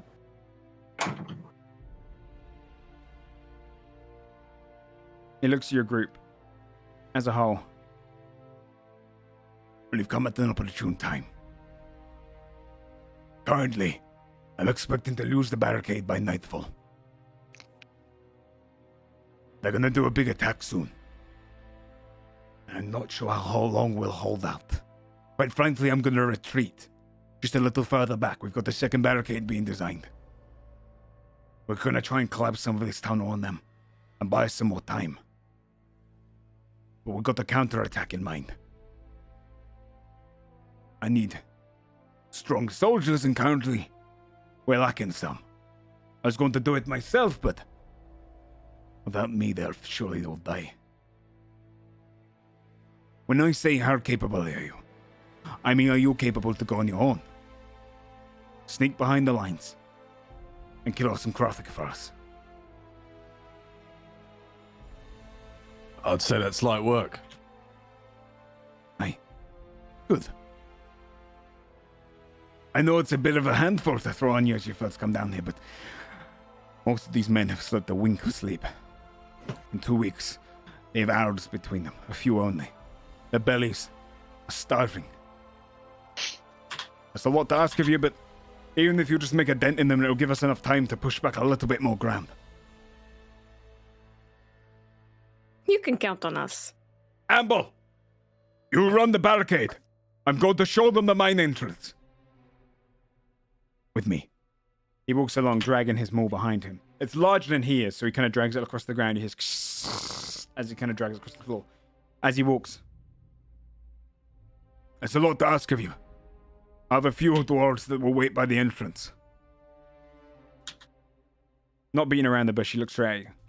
What I'm going to need you to do is you work your way down into the bottom. When the Krothic came in, they mined through the barracks in the lowest section of our city. They came up through the prisons, and most of our southern defenses, or bottom defenses, were destroyed quickly. I plan on taking back the mountain. I'm going to need you to do it. I need every man, woman, child, soldier, I don't care. He brings you closer to the great metal door. He pings his hand again across it. Yeah, this ringing sound. Boom. Through there is our great mine. Now, we built this door because we always imagined an attack would come through the mine. It's our least worked wood, our least worked stone. We are wrong. Thankfully, though, this will lead you down at least one level. Away from behind where the horde of them are. You'll get a little bit of respite. Do not draw the horde to your attention. Kill off as many as you can from behind them. Work your way down. Clear up to the hive. You do not have to go down that hive. That is suicide. But if you can kill as many as you can down there, it might give us a chance to push back. I also just need to know what's down there, quite frankly. We have about 12 hours before I reckon they're going to attack again. You think you can do that? Or do you want me to go and get some dwarves? We'll see you in 12 hours. See you in 12 hours. I don't know who you are, so look to throw on you. God damn. We could use the help. He turns and walks away from you. Back towards the barricade. It is odd that they've thrown such a large responsibility on you, but you can see how just desperate they are from the sight of them. How kind of worn away they are. Ahead of you is the great metallic doors. The dwarf who was stood by them guarding them. I guess you're going in there then. You see him pull down this great crank. And it opens up into the great mining colony area. Letting you guys in.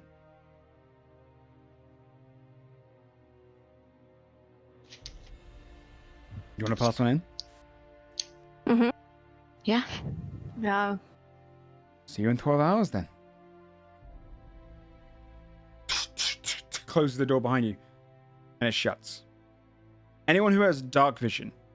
It's pitch black in here right now for anyone that doesn't. Who doesn't have it? Is it just you, Fia? Well, we've got my mole emits 10 foot of light. Ah, yeah. I also, if I Dim need to, I light. can cast dancing lights too. So It's not good, but you can see like your hand in front of your face. Mm-hmm. This area, in general, is comparable to Moria in its design. It is massive caverns, but parallel. The ground is completely flat. You can see all of the different mining tunnels around you. all of the walls here are unworked stone. They haven't been reinforced. If there was ever to be an infestation coming through here or an attack, they would have just closed off the door what you just came through. This is the only section of the mountain that you've seen so far that hasn't been reinforced. Mining halls are vast. Huge pillars going up and down. You are technically on the second level. You're on this almost balcony that juts out about 30 feet. And there's a stairwell going down to the next level. Another 100 feet below you, it goes all the way down. The pillars only go up to about 50 feet above you, and you can see all the just hundreds of mining tunnels that have just been closed off, and this has been worked on for years. The ones you can see from here are mostly closed off, yeah. No source of ore around you. Very clear kind of mining area.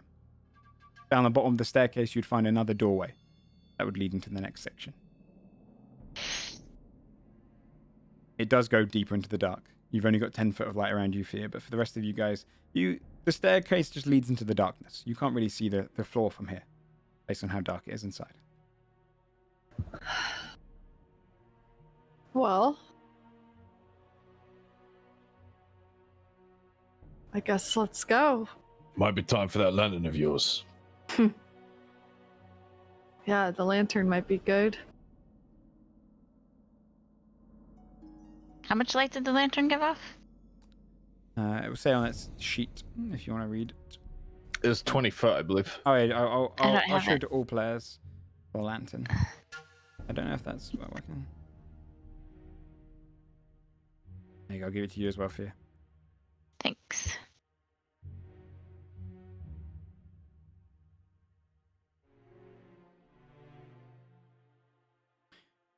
This section of the mountain, though, it's entirely just a mining section. Very familiar to you, Timothy. And it feels almost homely, whereas eerily to everyone else.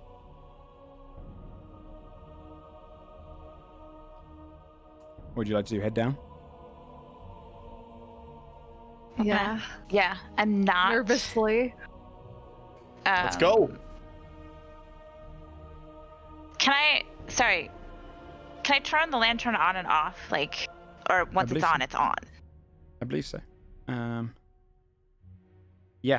Yeah. It's a total of 8 hours. It's not continuous. I got it. All right. I'm gonna leave it off for right now. Yeah, you're gonna use the light of the mall. Yeah. Or I'll just continuously cast dancing lights. Okay. To give myself a little bit more light. Heading down the winding staircase until eventually you get to the bottom of the floor. Again, unworked stone, just clearing. It's like a cavern that's just been kind of mined out. A very similar giant metal, reinforced studded around the sides of it door is ahead of you. It doesn't seem there's any way in from here. And you hear the cranking as the dwarf up ahead clearly is opening it for you. It's open a short while. He's waiting. You don't see him. But the doorway ahead of you, pitch black. Down that hallway. So kind of a skinnier hallway. It's not as cavernous from the side of it, but it's hard to make out. Even to you who have got dark vision, you can see 60 feet of the way in. You'd see various kind of doorways on either side. There's a track going in that leads under the doorway for mining supplies to move back and forth. What pace is everyone going at? I personally would be going like cautiously. Like definitely slower than usual because of the darkness. Like, just cautious. And... Maybe 20 foot of movement instead of 30 per turn. Mm-hmm. So can everyone roll a stealth check, please? Yeah. I believe No, I've been rolling terribly all day. Timothy and Scold roll with disadvantage, don't you? Yeah, you didn't have to bring it up, Chief. Jesus. Ouch. Sorry, lads. Not that I give a fuck. 14 at disadvantage. Jesus. Better than me. You're lucky, bro. Only a 10. No, dude, you rolled a 20 and a 2. Yeah. Oh, really? You clink along. Oh boy. Hey, he told us to kill as many as we could on the way, dude. That's what's gonna happen. Bring him to us. Stealthily from behind. You step in. Is anyone got you? Fear, you've got a passive perception that's over 15. Does anyone else? Yeah. With No. the small emanating light that you would see from Skuld's mall, you can see how, as you step through the doorway and you hear it clinking and closing behind you, the light shows how there's markings, piercing holes all across around the door, as if something's tried to get through it. Hasn't managed to do it successfully, and then around the stonework around it, it's tried to get through it. This side of the doorway is worked stone, so it seems to be a lot thicker, a lot hardened. For those of you who have dark vision, the walls in this section seem to be a little bit more soot covered, or smoke covered, less ventilation. The minecart seems to go straight ahead of you, all the way down. There's very small piping that kind of exhausts some of the fumes from here. This floor is a lot hotter than the previous floor. The previous floor was quite cold. This floor is warm. The heat emanating from far, far, far down the hallway.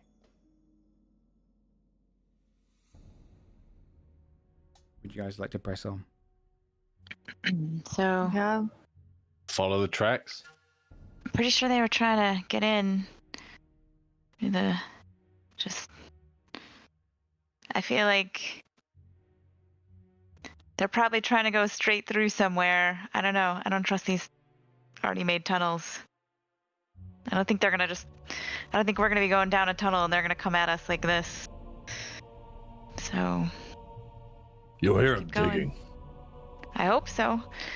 You pass through a preparation room. Preparation for mining. You see many pickaxes on the walls, carts ready to be put onto the track itself or be taken into the mine area. Along with a lot of dropped pickaxes around here, as if something had to rush. The hallway that you carry on only has one direction.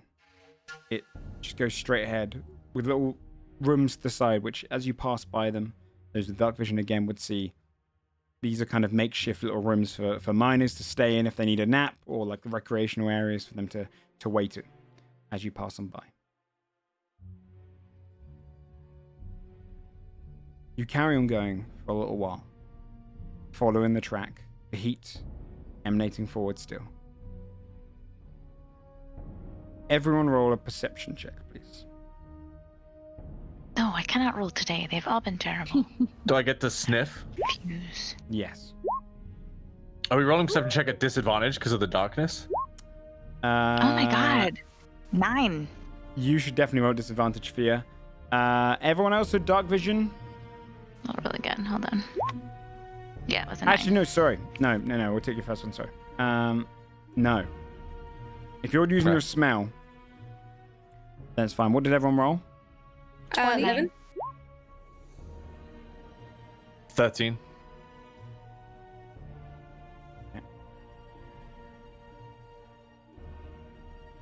I rolled low. It's quiet down this hallway until you hear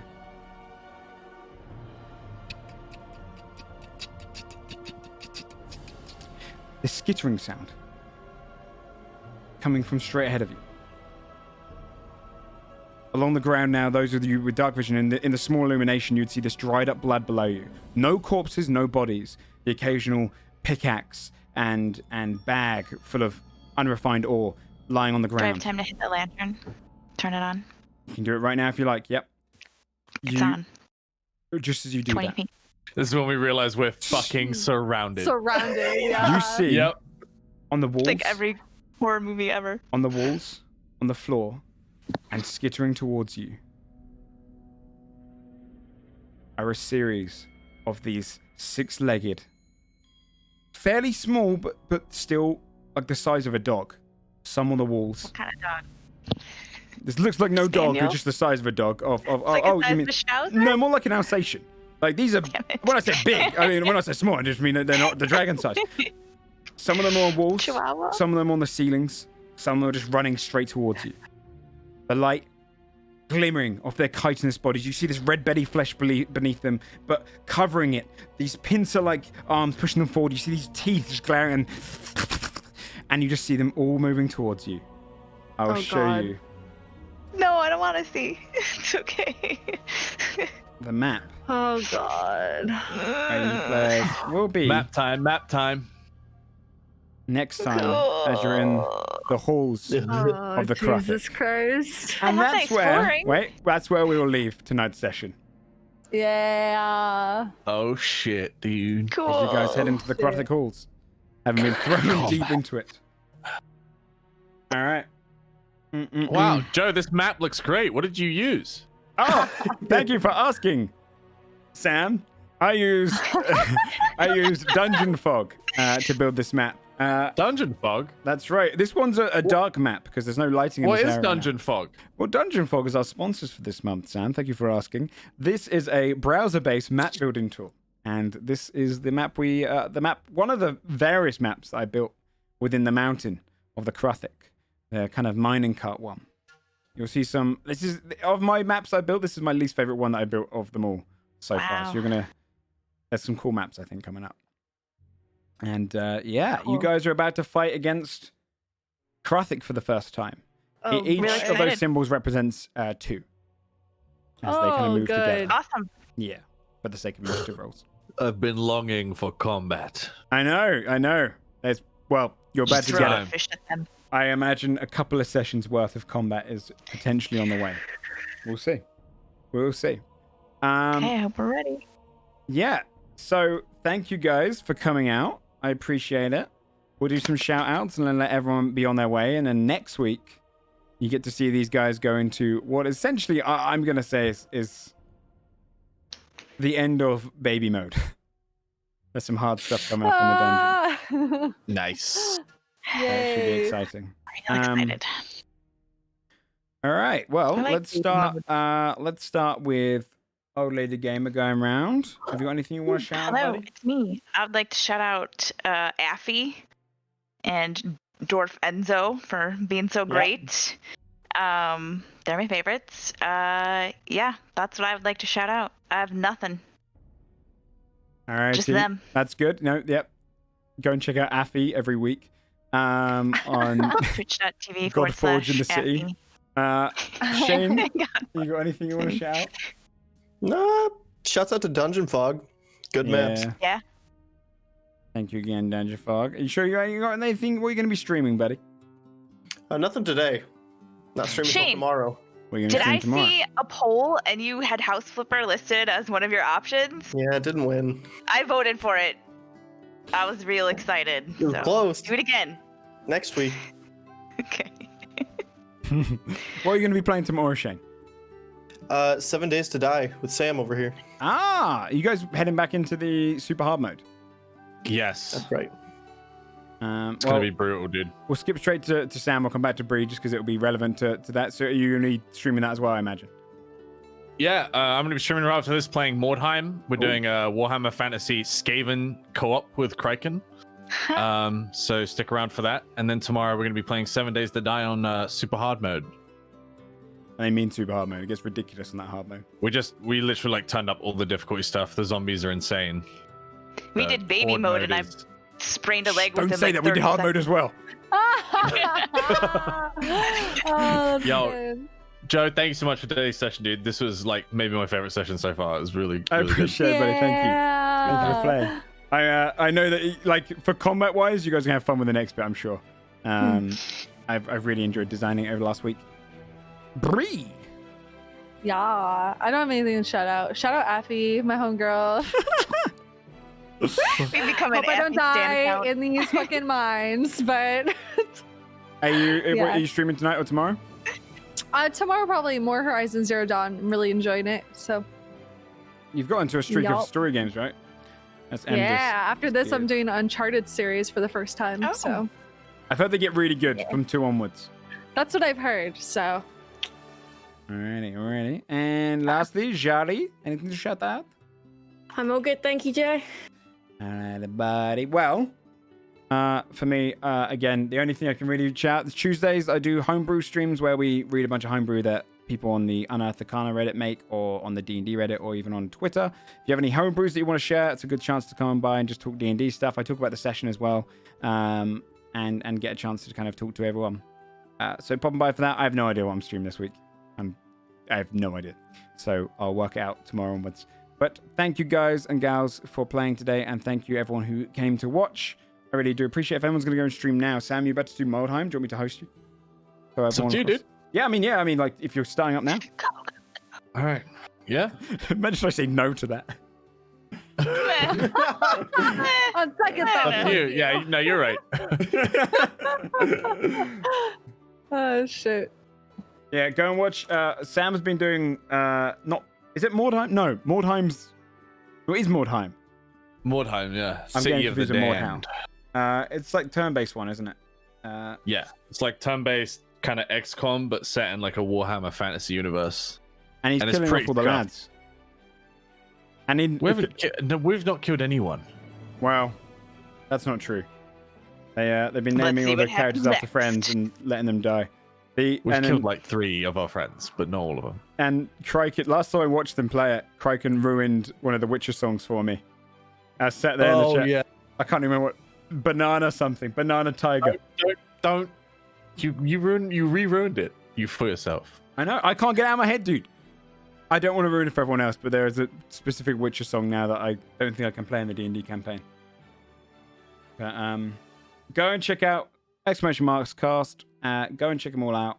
We're going to send over all the love and everyone over towards Sam as he plays with Kraken, and they get into the goodness over there. I will see you guys tomorrow. Are you live? I am. All right. Take care, everyone. Bye-bye. Thank you. Bye. Bye, guys. And there we go. Joe, that was such a good set.